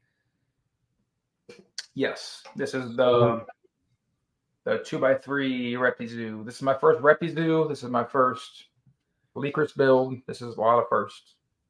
And the first build with real plants, actually. Yeah, that's what I was gonna say. It's the first one we've talked about that you've got live plants in. Yeah, that Monstera's real, buddy. Look at that big bitch. Look at that new leaf coming out. So talk us through this one. When you first, like, let's go from the first. Obviously, you got these from Roy, the Polychrist. Yep. And there was a whole like planning stage. I remember when you told us, our friend group, kind of about them and that you were going to do it. And so how did the planning start? When did you kind of know you were going to do this, and take us like on a timeline, I guess, from there and what you did? Yeah. So if I would have remembered before this, I would have sent you I have pictures of this, like step by step, kind of like how I did it. And honestly, this is another one that it didn't last, honestly, and it looks good still, but I'll get into all that. So I don't even really remember how. So I mean, I've followed Roy forever. Wellspring Herp, everybody knows him. Roy's the coolest dude out there, man. I love him. He's such an awesome dude to talk to. But he was like posting up the Polychrist a lot, and I was messaging him about it, just kind of getting information because I thought they were cool looking, and I knew they were very rare in the hobby, especially captive bred. Mm-hmm. So I was kind of talking to him back and forth, and we started talking a lot, actually. And he was gracious enough to not only entrust me with one of the only captive bred pairs in the country, but he let me like do an insane payment plan because they I'll be honest, they weren't cheap. You know, they're not cheap lizards. They're not, you know, anything to shake a stick at. It's pretty, and for me personally, it's a pretty hefty price tag for them. So as I was paying him off was when I was like researching. I was asking him a bunch of questions. Like he probably got sick of me messaging him all the time because I would just like send, like I would number the questions. I had so many. It was like 1 through 10. I'd send it, and they would be like, "Oh, you don't have enough characters for this message." So I had to like delete some and send another one. So he probably got sick of seeing me there for a while. But it's yeah, man. So again, another species specific build. Just a no in general because I knew this wasn't going to be their forever cage, and I knew eventually I was going to get another awesome species that should be here next week is going to go into this cage. So this is the first full. Keep going. I'm going to use the restroom, but keep going. Okay. So this is the first full build that's, like I said, live plants. It's got Arcadia lighting. It's got all the goodies. I mean, it's got isopods. It's got springtails. It's incredible. It's such a cool cage. But to start out, it's a Repizoo, a 2x3, 2x3, I guess it is. I bought it off Amazon, which if you're going to buy a Repizoo, Amazon has them probably the cheapest, which is pretty insane that you can get them cheaper on Amazon than you can on Repizoo's website. And they come to you like 2-day shipping for free, Prime at that. So got the cage, put it together, and then I was like researching, you know, where the polychus come from, what they live in, humidity, heat, all of it. Again, asking Roy all kinds of questions. So I decided on doing I decided to try the spray foam with the silicone and the cocoa fiber again on this build. Didn't go great. So I started with the plastic light diffuser, like a little 1x1 square plastic sheet. I laid that down. I spray foamed the entire background with like the black ponds foam or whatever it's called. And then I did the silicone and cocoa fiber again, like an absolute idiot. Why'd you go back to that? Dude, I just wanted to try it again, man. Like, yeah, I failed so much, like so hard on the first try. I was like, I'm gonna get it this time. It's gonna be awesome. I'm gonna love it. And it sucked. It didn't go. I don't know how people do it, man. I put the silicone down. I put like all the wood bits in, so like all the bark and stuff are all foamed in. Mm-hmm. And I spread the sphagnum moss and the cocoa fiber down. I freaking patted it down. I let it dry. And then I lifted it up and it all fell off the foam. Nothing stuck. Dang. How? Good question. I don't know. So, I'm going to challenge you to try it one more time, just as an attempt in like maybe a small cage, but try it with Gorilla Glue instead of silicone. It'd be a lot of Gorilla Glue though. Yeah, but you can get it in a big thing. Can you get it in big? I thought it was only like little Johns. Okay. No, they've got like a big one. Oh, I'll try that then. Yeah, just try it. And we can talk about it again. I'll give it a go, I guess. I'll do it like a 12-12 24 Exoterra or something. Yeah. And then we can talk about it again and see if that helped or not. Yeah. So anyway, I lifted it up, everything fell off, and it just completely ruined the motivation. It kind of ruined the build for me. I just kind of let it sit for a couple days. And then I tried again. So it's hard to do with, actually, no, I take this back. I didn't do the silicone. I did the spray the foam and put everything into the foam method. That's what it was. Gotcha. The foam set so quickly because it wasn't the gaps and cracks foam. It was the pond foam, the black stuff. And it set really quick. And it didn't give it enough time to hold, I guess. Gotcha. So then when I looked it up, it was just black foam. It looked terrible. Then I did the silicone. I siliconed the whole thing and then did the cocoa fiber on top of that. That's how I did this one. Gotcha. Okay. It lasted a little bit. It's currently... So this is my first lizard build. right? Lizard claws, regardless of how big they are, tear shit up. Yep. I didn't think of that while building this cage. So with them being, when they got here, they were very skittish. They weren't very, they didn't like me being around, you know. So they would like run up the background a lot. And over time, they kind of just knocked everything off. So like the top left corner is just, it's just all foam. Luckily, I use black foam, so you can't really tell. Yep. Um, That's kind of like when you go bowling and you put the guardrails up when you're bowling. The black foam is kind of like that. Like it gives you like yeah, a safety cushion of like, even if stuff falls off of it, it's going to be black, so you won't really notice it as much as yeah, at least the orange. it stuff. hides a lot of imperfections for sure, Yeah. which is nice. But so yeah, I did that method on that background. It didn't turn out great, but the way I spray foamed it in, there was no way it was coming off. So it is what it is, and it serves the purpose that it needs to serve, you know. Yep. So again, just driftwood from the river. I'm just full of controversy tonight, I guess. I don't bake my wood. I don't do anything besides wash it off and let it sit outside, to be honest. Knock on wood, I've gotten lucky, I guess, and haven't got any crazy bugs or anything in any of my enclosures that I know of. And if I have, they don't mess with anything. So yeah, I think with wood, the biggest bug issue is going to be ants, like termites and stuff like that. And so, like, you don't necessarily even have to bake it unless you have the ants, but I would just monitor your wood and just like keep an eye on it to see if there are bugs in it, you know. Yeah, that's all absolutely. I really have to do. I'm with you. Yeah, and a lot of this stuff comes from, like, it comes out of the river, you know. So it's not like it's sitting. Well, I take that back. Some of my wood does sit in dirt, grass, whatever. But like I said, I do wash it with like extremely hot water in the shower. I do kind of soak it a little bit, but I don't bake it ever. I never have. I probably honestly never will.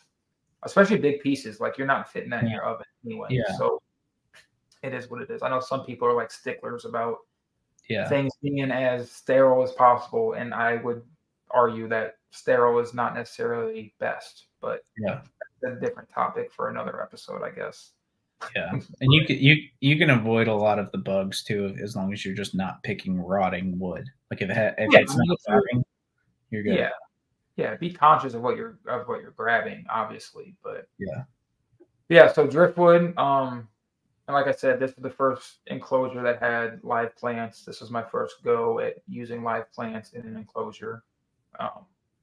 And I attribute all the success to the substrate and the lighting, obviously, for that. So normally I mix my own substrate because it's cheaper that way. I ended up using Josh's Frogs Tropical Mix for this one. So it's got the hydro balls, the what are they called? Leca, whatever they're called. Hydroponic stuff. Yep. It's got a layer of that, a layer of screen, which after talking to you, I no longer use a screen. I just put substrate right on top of the Leca or whatever. Mm-hmm. But it's got the screen, and it's got, I don't know, 6 inches or so of substrate that kind of gets deeper as you go back to kind of give it that depth in the cage. And then it's just a ton of pothos on the ground and that big ass monstera that's wanting to pop out of the top currently. It's so big. It's so tall that the lights are burning the leaves. Like, it's all the way to the top. That's monstera, man. That's a big plant. Yeah, but it creates such a cool look because there's so many, like, okay, so let me talk about the lighting and then I'll talk about what I was going to say. So it's got the LED Jungle Dawn from Arcadia. Mm-hmm. The one footer, I guess it is. 2-footer. I don't remember. I think it's a 2-footer. Up front. That's what's growing the plants. Amazing light. Insane. Just plants grow like crazy with that light. And then I have I get these confused. The Shade Dweller UVB light. Yep. I think it's a 7%. Yep. The 1 foot going like front to back. You can kind of see it on the top of this picture, going front to back next to the heat light. And then I just have a generic heat bulb that gets the hot spot to the high 80s, low 90s. But the way the Monstera has grown, it kind of shades the front of the cage. So say the UVB's on, but the animal in it doesn't want any UVB on it. It can climb up underneath those leaves and get shade when it wants. So it creates a lot of cool little like micro habitats within the cage that they can kind of choose where they want to go and what they want to be exposed to, which I think is cool. That's why I haven't trimmed the Monstera. I haven't cut it down. It's just going crazy in there. Mm-hmm. So it gives it kind of a cool look. And then I threw a bunch of isopods, a bunch of springtails in the substrate, a ton of leaf litter. And I've been using pine cones a lot in my enclosures lately. I was wondering what that spiky thing down at the front left. I thought it was like gravel, but I was like, I didn't think he had gravel in there. So that's a pine cone.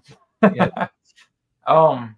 It was funny. My girlfriend called me one day. She was at her grandma's and she's like, weird question, but do you want pine cones for your cages? And I was like, what are you talking about? She's like, there's a ton of pine cones in my grandma's yard. I'm going to gather them up for you because she's fantastic. And I'm going to bring them back for you, you know? And I was like, yeah, natural botanicals. I'll take that. I don't have to buy them. Yeah. So those I did what a weird question. No, not at all. Oh yeah. You don't have to ask me that question. What are you talking about? So those I did boil along with like all of my leaf litter. I boil all of that stuff because that is where your bugs are going to be living anyway. For the most part, you know. Mm-hmm. So yeah, I love using pine cones. They look cool. I feel like they serve some sort of purpose, you know. Yeah, I mean the isopods and springtails probably hide out in them. I mean, there's a lot of good area for them to hide out, and they'll naturally decompose over time. Yeah, man. They look cool. So yeah. So this was the start to the Polychorus thing. They used it very well. They used every single inch of it. You can I think you can kind of even see one at the top right of this picture. Yeah. I think underneath that light. But yeah, I mean, that's pretty much its build in a nutshell, man. It's still going crazy today. It looks even better. Yeah. Minus the grounds. All the plants have grown in nicely. I love this picture and this post generally too, because this was November 23. This was months before we even talked about this podcast. And you can see Brenden in this post already broke down everything that we're talking about. So if you want to go back and like reference something, definitely reference this post because he's got it all broken down there. But I just love that, man. It like shows that this is what we're gonna do regardless. Like you were already breaking it down, you know. Which I love. Yeah, exactly. It's actually pretty cool. I've been like trying to like skim it as I'm talking, you know. Mm-hmm. It's just so cool. How like this post and then months later we decided to do a podcast about this whole thing. It's just crazy. Yeah. I love it. Okay, do we want to talk about the monstrosity then? Yeah, because there's a lot to that, and I know we're like almost at 2 hours already. So yeah. So we gotta talk about this. Would it be this first? It's actually, if you go back, the foam board that's not painted yet. Okay. So, and I have notes for this cage here because there's a lot. Okay. So it started out.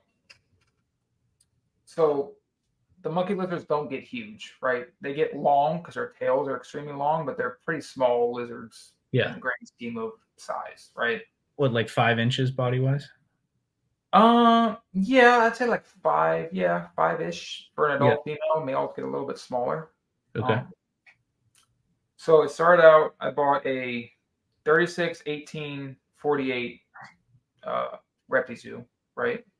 Which is what's behind me if you're watching this. I know the lights went out, but and so it started off kind of on the wrong foot, you know. I built the cage and the bottom doors didn't fit. They were too short. They were cut for some reason. They were cut too short and still shipped out to me.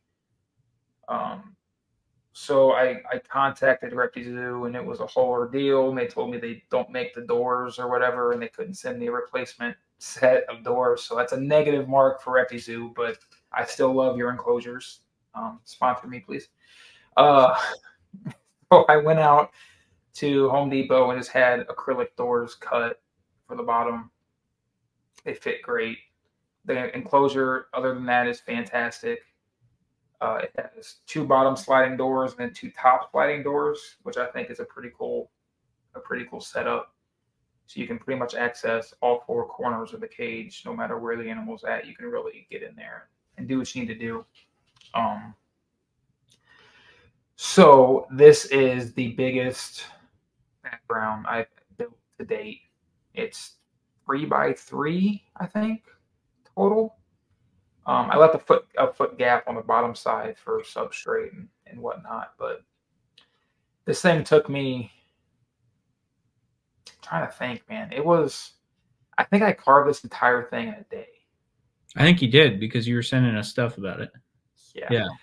I sat in my basement, I turned on YouTube videos, and I sat down and I did not stop until it was done.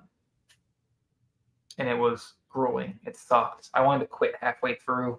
It took me like 4 hours of constant carving.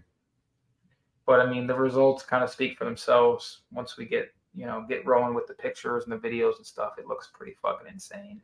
But yeah, foam board background, typical for me. Again, spray foam. I didn't know if they were going to use the ledges or not. I just kind of put the ledges on there to give it some depth and give it some character for the most part. Sure. So far, they have yet to touch the bottom ledge at all. They don't really go. Honestly, they don't go any further down than that top ledge, it seems, so far. But the top ledge kind of plays into the setup of it now, and it kind of worked out well where it's placed and how the size of it and everything kind of worked out perfect in hindsight. I didn't think of this building it, but it worked out. So yeah, this is the initial background. Super simple, nothing to it. It looks like any other background, But yeah, if you scroll to the video. Okay, no, this is perfect. Okay. So again, I built the background and it didn't fit. Go figure, right? So I had to trim it like crazy. The way the enclosure is built, the black plastic pieces on either side in the middle come out about a ½ inch.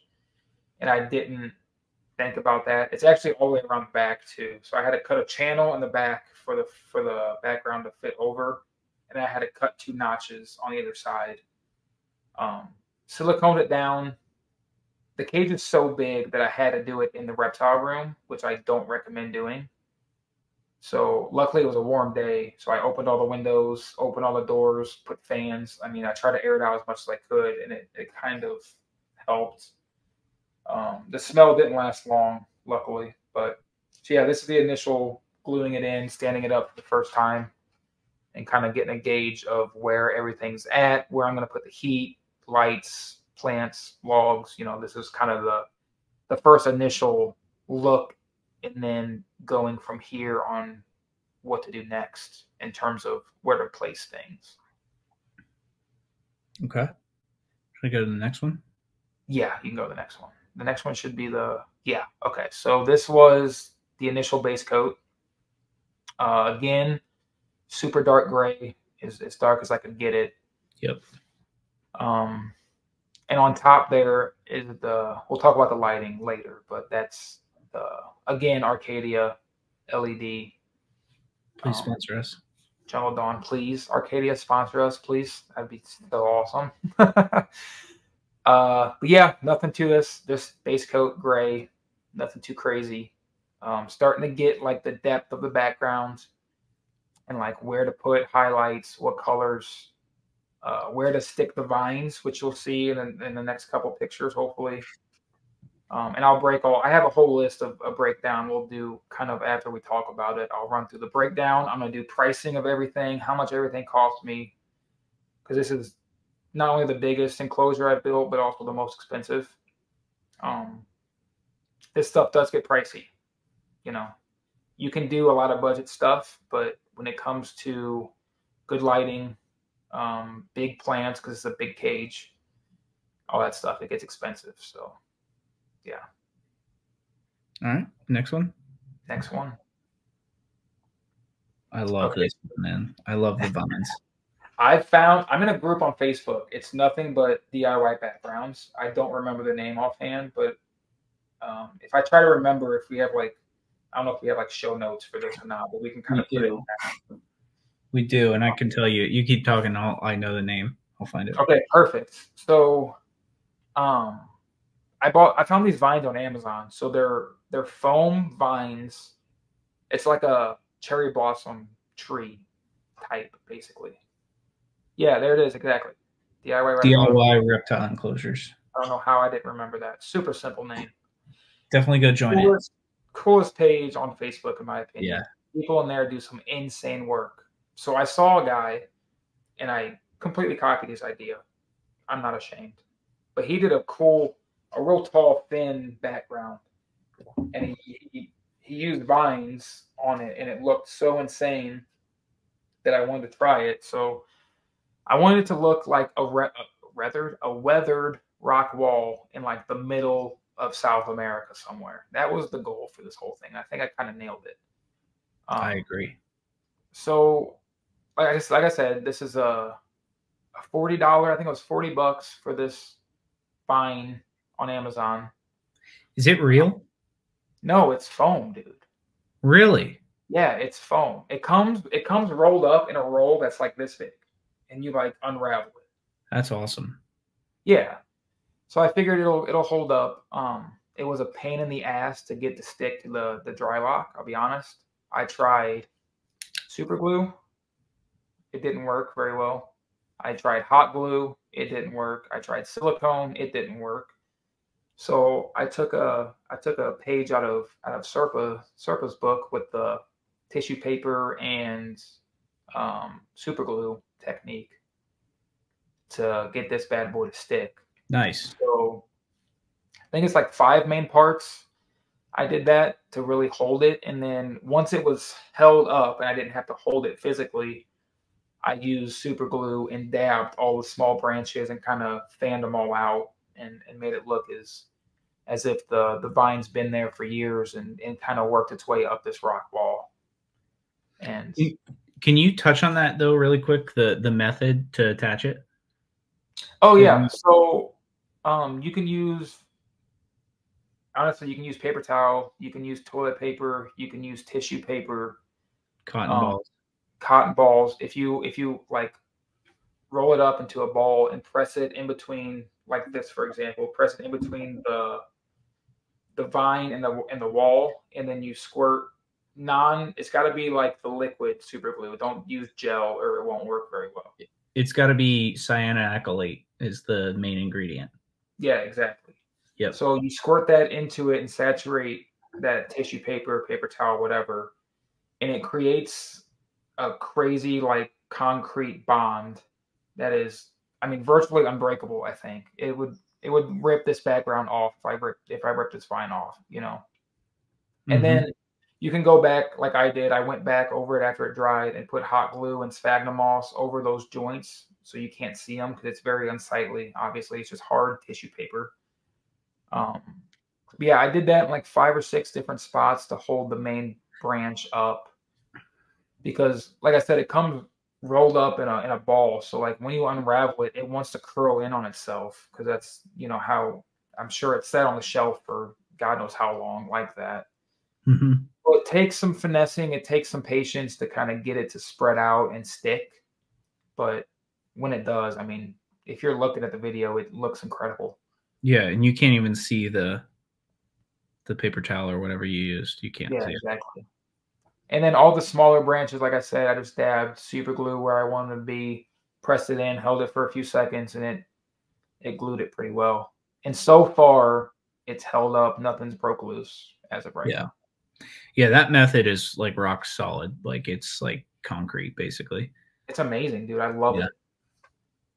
That's a trick out of the fish keeping world because you can actually do it underwater and it'll hold underwater. Insane. Yeah. Not when it's you got to do it dry, but then you can fill it up. Yeah. But, yeah, and it holds. Yep. So it's a great technique. Yeah, I love it. Sorry to derail. I just wanted to make sure we touched No, on no, you're good. So yeah, that is, I think that's everything on this slide. I have the heat light hung. We'll talk about that after the fact, all the lighting and everything. How'd you hang the heat light on the screen? So I tried zip ties originally, but the screen is such a fine mesh that I didn't have any of the real small, thin zip ties. Yep. I had like the thicker ones. So I tried that. It was kind of wobbly. So I ended up just using like baling wire through the screen and tied it off Okay. up top. Yeah.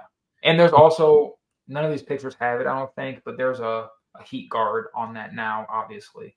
Yeah. They're not like hanging on the heat mat or the heat bulb or anything like that. So. Which you attach the same way with the baling wire, right? Yep. So yeah, I asked that because I've got a cage where I've got that mounted, but I use the tiny zip ties. But that was the biggest pain in the butt ever to do. So, and I just removed that actually because I'm working on a background in there. So, I'm going to use that baling wire actually. It works very well, and you can get it so tight that it doesn't move much. You know. Yeah. The ties, you can only get it so tight. Yeah, and it's still. Yeah, baling wire for the win. Okay. Should we move to the next picture? Yeah. What is the next one? Substrate. Substrate. Okay. So I did the same method as I did on the smaller Repizoo. It's the clay balls on the bottom. 10 pounds of it, by the way. Holy crap. Yeah, it was.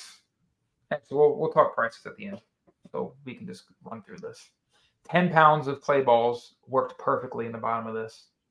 Perfect. The perfect amount. I was so shocked. I thought I had to buy more. And then I used 5 bags of the 32 quart bags of the Josh's Frogs tropical mix again. So this cage is, I mean, it's heavy, man, with all the substrate and the clay balls and everything. It's not a light cage to move around anymore. Yeah. But once you're doing a cage this big anyway, it's going to be heavy regardless, you know, like you're What's crazy though, I'll be honest with you, this cage is not any heavier than the PVC 4x2s. Really? It's not, for being so much glass, and I feel like the acrylic doors kind of help with the weight. Yeah. The 2 doors, but I mean, me and Christy lifted this by ourselves multiple times, and she's pregnant. And she lifted it just fine. So I mean, yeah. Okay. So yeah, 5 bags of the tropical Josh's Frogs mix, which if you're not gonna make your own, I highly recommend that substrate. I love it. It grows plants like crazy. The isopods love it. They multiply. It's fantastic. It was like $35 a bag on Amazon. Like I said, 5 bags. So there's a lot of substrate in this enclosure, man. It's filled to the brim. So there's actually a substrate dam on the bottom side inside of the doors, which you can't see, but the substrate's like right up to it. You can kind of see it. It's like 6 or 8 inches of substrate or so. Yeah, right there. Yeah. So yeah, that was the next step, was getting it up on the stand, which, for the record, I did not build this stand for this cage. I just had it and it fits perfect on it, which I want to take note of because that doesn't always happen. You know. So yeah, so substrate's in, starting to look like a cage finally. You know, I'm starting to get a little hype. Starting to look good. I've been sending pictures to the group chat, all excited. You know. Yep. Brenden was sending us so many, and we were all excited about it too. So yeah, I'm so stoked on it. Should we go to the next one? Yep. Okay. Wow. So this has changed since this picture, but I'll talk about that as well. So planted, put the sticks in, all that fun stuff. So I'll start off by saying I cannot grow a peace lily outside of water. Can't do it. I can't either. No? Okay. I'm glad it's not just me. Yeah. I put this peace lily in on the right side. It looked incredible for the first 2 days, and then it was just just a limp noodle after that. Yeah. So I took it out and went back to the old trusty. I put another Monstera in here. So we'll see how big this one gets because it's got an extra foot of space to grow.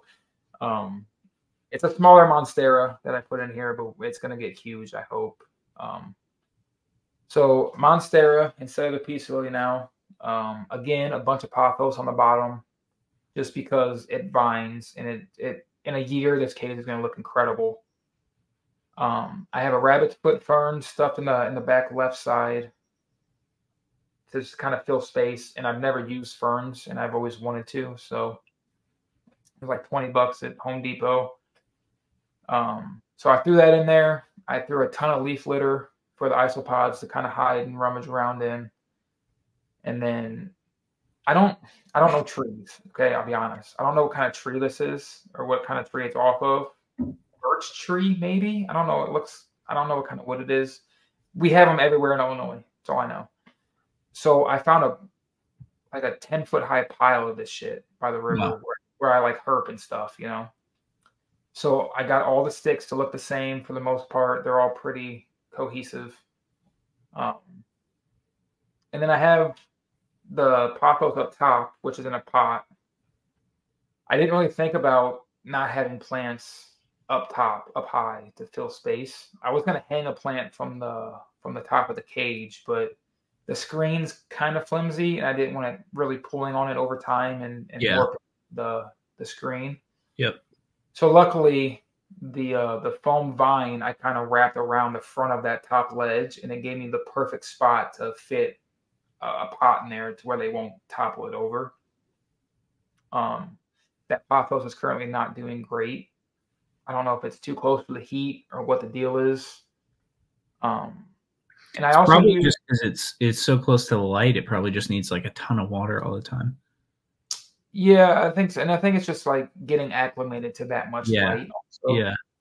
So we'll see. If it doesn't do good, I'll pull it, and just over time, it'll eventually fill out up top there. You know, It won't look great for a little while, but that's okay.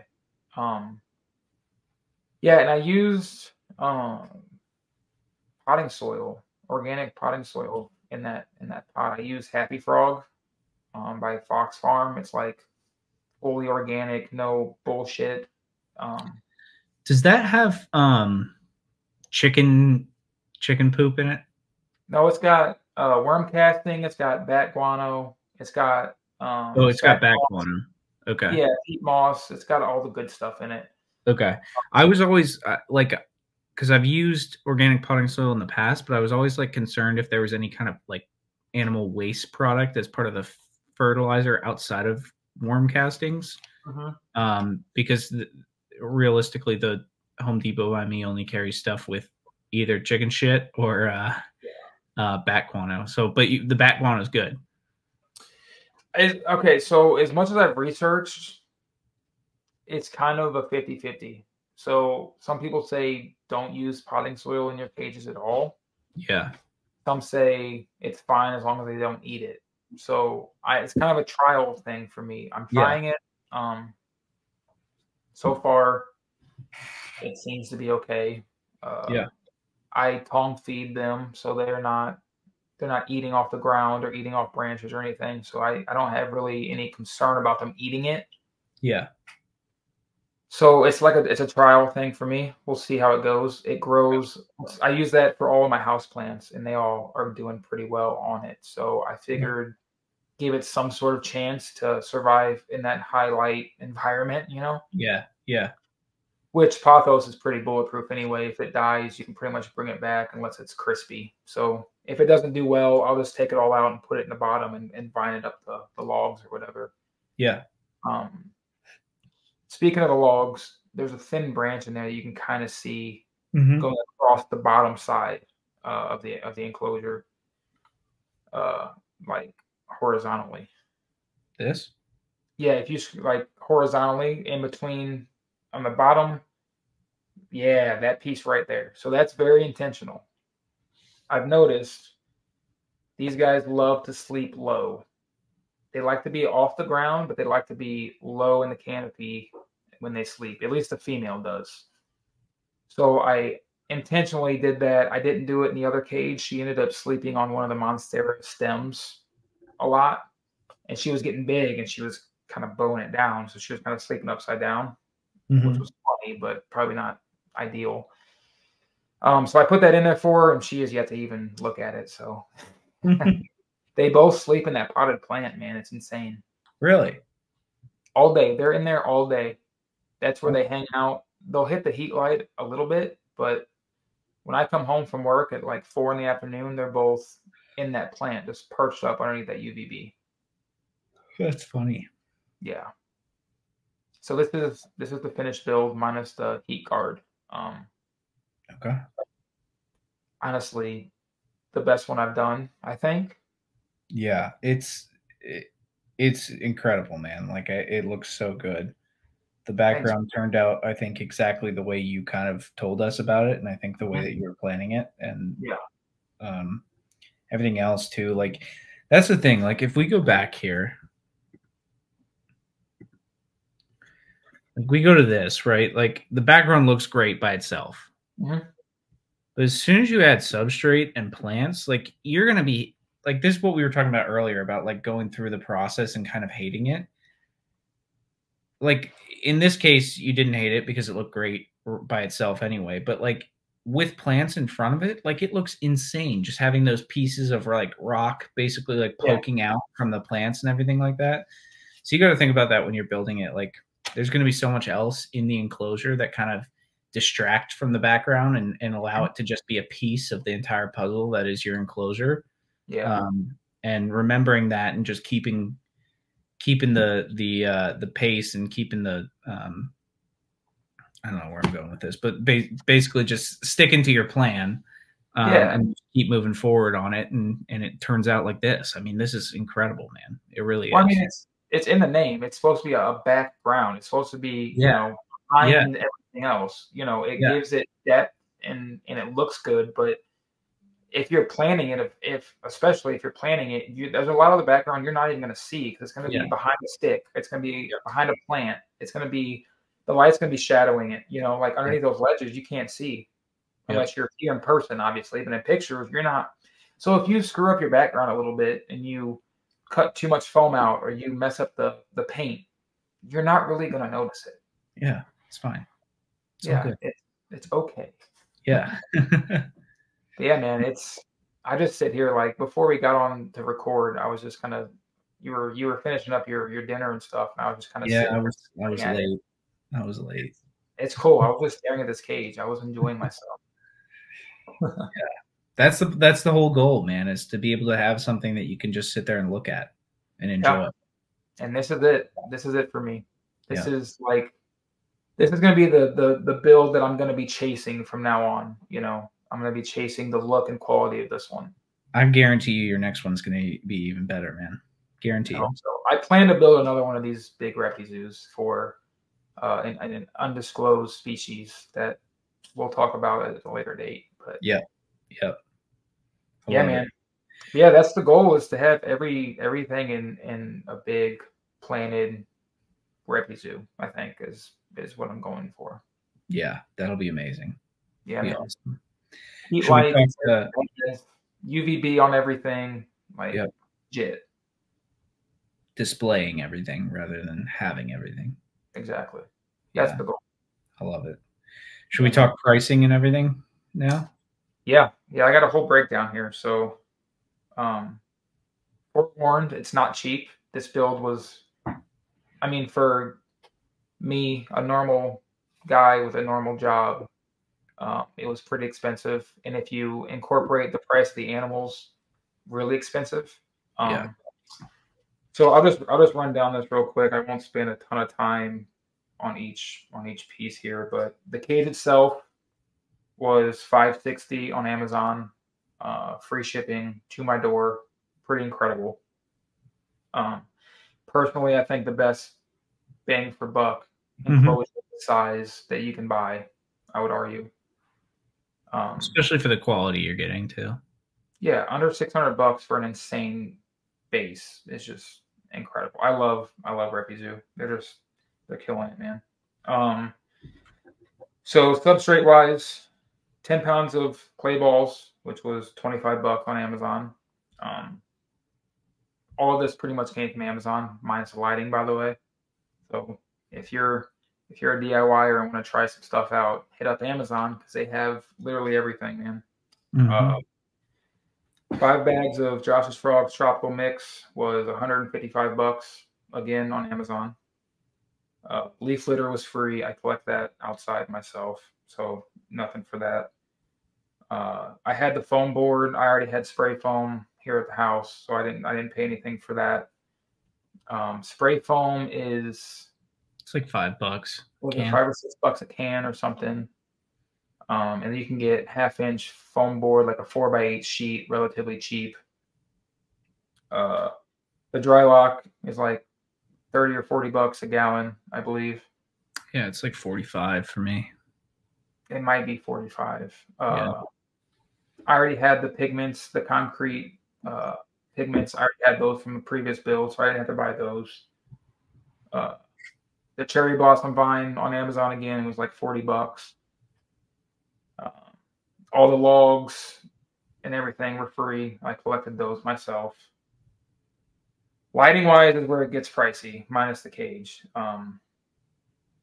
Generic heat lamp I got on Amazon. The housing, the bulb, it was, all Amazon stuff. Pretty cheap. The heat guard is Arcadia. It was like 40 or $50 for it because I had to get the really big one because it hangs so low. It was expensive as fuck. Yeah. Dude. Yeah. That was a tough one, man. It was like, but I had to have it. So yeah, it is, I think I remember doing the same thing myself. I was like, there's no other way for me to enclose this. I have to spend the money on it. Yeah. And it's crazy because I had one here that I used previously, but it was too short for that housing in the bulb. So I had to buy a longer one. So that was like $40. The 34-inch Arcadia Jungle Dawn LED was $130. I think I got all the lighting through Reptile Basics. I think it was Reptile Basics, and Toad Ranch had 1 or 2 pieces as well.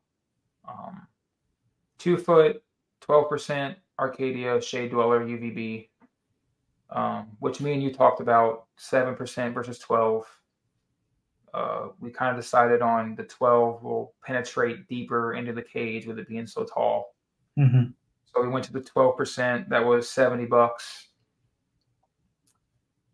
And then I got powder orange isopods. I got like 30 of them, and it was like $30. I got those at a local show from a local guy here. Springtails for $30. I got 2 like 6-ounce deli cups worth of those, however many that is, a shit ton. Plant wise, everything was about $20. The Monstera was $20. The Pothos I got was $20. The Fern was $20, all from Home Depot. This is a terrible time of year to buy plants in the Midwest because it's cold. So they didn't have a big selection. So if you're going to do the plants, get them spring, summer. They're usually cheaper, and they're usually more of a selection. And healthier, too. And healthier, exactly. Happy Frogs potting soil for the top Monstera. I have a tub of that in the garage. I buy like 2 or 3 bags at a time because I have so many house plants. It's easier. My local reptile shop has it for like $20 a bag, and it's like the big bag. Other than that, it was just silicone, which I had, the acrylic paints. My girlfriend has all that shit, the paint brushes, the razor blade. Another thing I didn't mention, when you dry lock something in a cage, you're going to get dry lock on the glass. It's just part of the process. Razor blade takes it right off. Don't worry about it. So total, it was $1,130 for what you're looking at there, which I feel like is affordable. It's expensive, but it's doable for sure. And you get an insane setup and insane quality. Animals love it. I love it. Everybody that sees it loves it, So. And it's a centerpiece, like for your room, like exactly. As far as cages go, like obviously you've got your carpet enclosures, which are large as well, but this is, I mean, for now at least, the largest enclosure you've got, and it's in a good position where you can like really see it in your room. So it's I think spending that kind of money on something like that is great. Yeah, so total with the animals, it's just over $2,000 for everything. Animals, all the equipment, everything you see. Yep. So not bad, I don't think.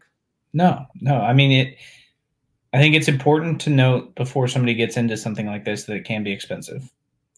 But like how many of those things did you talk about that like you already had?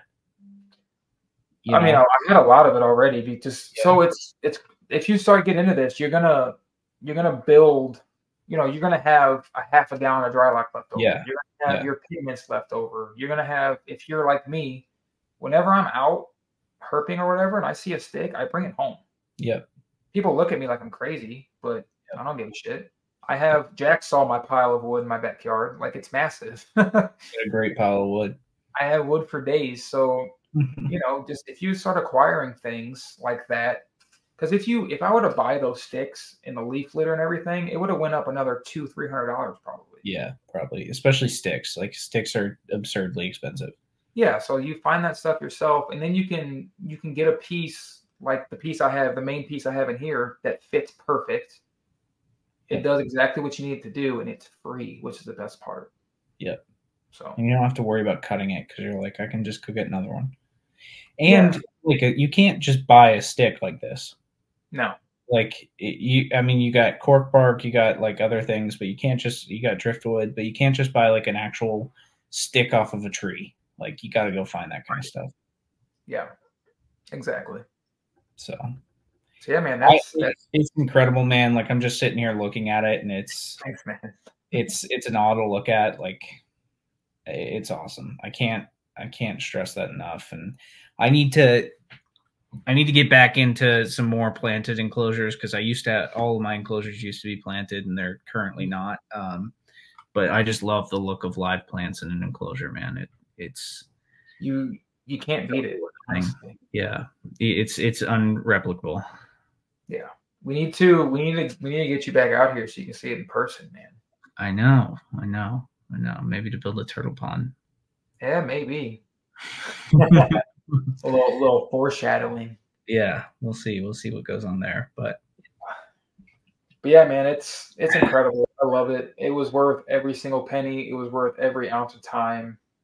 It's just awesome. I love it so much. It's like really lit a fire under me to like really get going on enclosure builds and really get these rooms set up. So I want to set up, and I want to get, all the homies over and just kind of hang out and be able to show everybody around and be proud of everything, and just chill and hang out in front of the enclosures and just watch. Yeah. Exactly. It's having your own behind the scenes zoo. It's what it is. Yeah, it's pretty much. It's incredible, man. I love it so much. And it's awesome that I can just walk downstairs and stare at it as much as I want to. Yeah. It's there. It's yours. You can, and if you're tired of it eventually, you can tear it all out and do it all over again. Exactly. Sounds like a lot of work, and you don't need to do that. But yeah, I'm not going that far. But eventual plans for this thing is I'd like to get a Miss King on it. I don't know how that's going to work with the heat light being inside the cage. Personally, I've never really. Yeah, I've got heat bulbs in I've got those turtle tubs, that I set up, and the heat lights like drop down into there basically. Yeah, and I've had 2 bust because like a drop of water hit it, you know, and because it's so hot and it's glass, it just shatters immediately. Yeah, so I hand spray this obviously still, but the one bulb you can use, they make like splash proof bulbs for turtles. Really? And they sell them at like PetSmart, Petco, like whatever. I would look into those because you can spray them pretty much. I mean, I wouldn't like aim it at it, but like you could. It would, but if it gets residual water on it, it won't shatter. Yep. Cool. I'll have to look into that then. Yeah, because that's what I switched all mine to, and now they're fine. So. Yeah, I want to get, as much as I enjoy hand spraying everything, I do want to set up some sort of automated system for when I'm out of town, or like I got a baby on the way. So those first few weeks for the baby, I'm not going to have much time to do anything down here probably. Yep. So if I had Yep. some sort of automated system to where I'm home in case it goes bad, but it takes care of the sprays and stuff, that'd be nice. Yep. But I'm still definitely a manual hand sprayer. Yeah, and I think that's a topic definitely for another episode, but like the whole automation in general versus manually doing things is a whole topic we should definitely talk about. Yeah, absolutely. So yeah, all right, man. Basically that's the beginning to end so far of the builds. Yeah, I think we broke it down really well. All of them really well. I think we talked through everything and ended with the creme de la creme. Oh yeah. Definitely, if you guys listening stayed through the whole thing, thank you. First of all, it's a long podcast. We really appreciate it. I think especially the latest conversation about this cage is super value add. So if you have listened to that, I think you probably got something out of it. And then everything else we talked about, I think it was a great episode. I think it really was. And I think we talked through a lot of things that beginners to advanced terrarium builders can really take and apply. So I think it was great, man. Yeah, it was fun. This is probably the longest I've ever talked at one time, to be honest. But yeah. You're gonna have to go rest those vocal cords after this for sure. Yeah, man, it was good though. It was kind of cool seeing because I've done all this obviously, but I don't really sit down and look at the progression of everything. So it was kind of cool to visually see it again. Go back and analyze it and have an excuse to do so. Yeah, exactly. So it was fun, man. I had a good time. Yeah, no, it was great. What's that? It was a long one. Yeah. It was a marathon here, but very visual episode this time. Yeah, but it's worth it. Check out the YouTube video, please, because it'll be so much better if you watch instead of just listen to this one. Yeah. Or Spotify or Apple. Those are video feeds, so you could watch it on there as well. So oh yeah, there you go. Yeah. Any of the platforms you can watch, just make sure you watch, or go back to specific spots and kind of look at these enclosures because they're definitely worth looking at. Yeah, absolutely. All right, man. Well, let's go ahead and wrap it up. Let people get back to their day. We are going to be back next week with our first guest. Yeah. Are we revealing who it is yet, or are we going to make them wait? We're not on this episode. Well, they'll know when the next episode drops because they'll have the name, but not on this episode. It's going to be an awesome guest. Yep. He's one of our really close friends, and we're really excited to talk to him. Have an excuse to really just sit down with him and talk to him for a long period of time. So if nothing else comes of it, which lots will come of it, it's going to be great. Yeah. It's going to be a good one. Yeah, but just having that will be awesome. So make sure you guys check in next week. Obviously, as we're recording this, our first episode drops tomorrow. So we are, shaking in our boots, super excited for that to come out. And we'll be, I'm sure, keeping up with all of that as it comes out tomorrow. But in the meantime, go ahead and like our page, follow us on Instagram, subscribe to us on YouTube, follow us on Spotify, all the things. Everything will be in the show notes. We're going to put the DIY Reptile Enclosures group, Facebook group, in the show notes as well. Yep. And then Brenden, if you're okay with it, I'd love to put the link for those cherry blossom vines down there. Yeah, absolutely. I'll send it to you. I know I sent it in the group chat a while back, but I'll find it and send it back to you. Yeah, that'd be great. And then if anybody has any questions about this enclosure specifically that I feel like I covered pretty much everything. But if you have any other questions, just hit me up on Instagram and I'll link you to everything if you want. And I'm an open book. There's no gatekeeping over here. I'll send you whatever you want. So absolutely. I love that. I think both of us are very much, we want to talk about this kind of thing all day. So if you have anything you want to talk to us about, please message us, please. Yeah. I feel like sometimes I don't message people because I'm like, oh, I don't want to be bothered, but we're asking for it. Please talk to us. We love it. Yeah, absolutely. So, All right. Well, I think that's it. Let's go ahead and call it, and we'll see you guys next week. Yeah, man.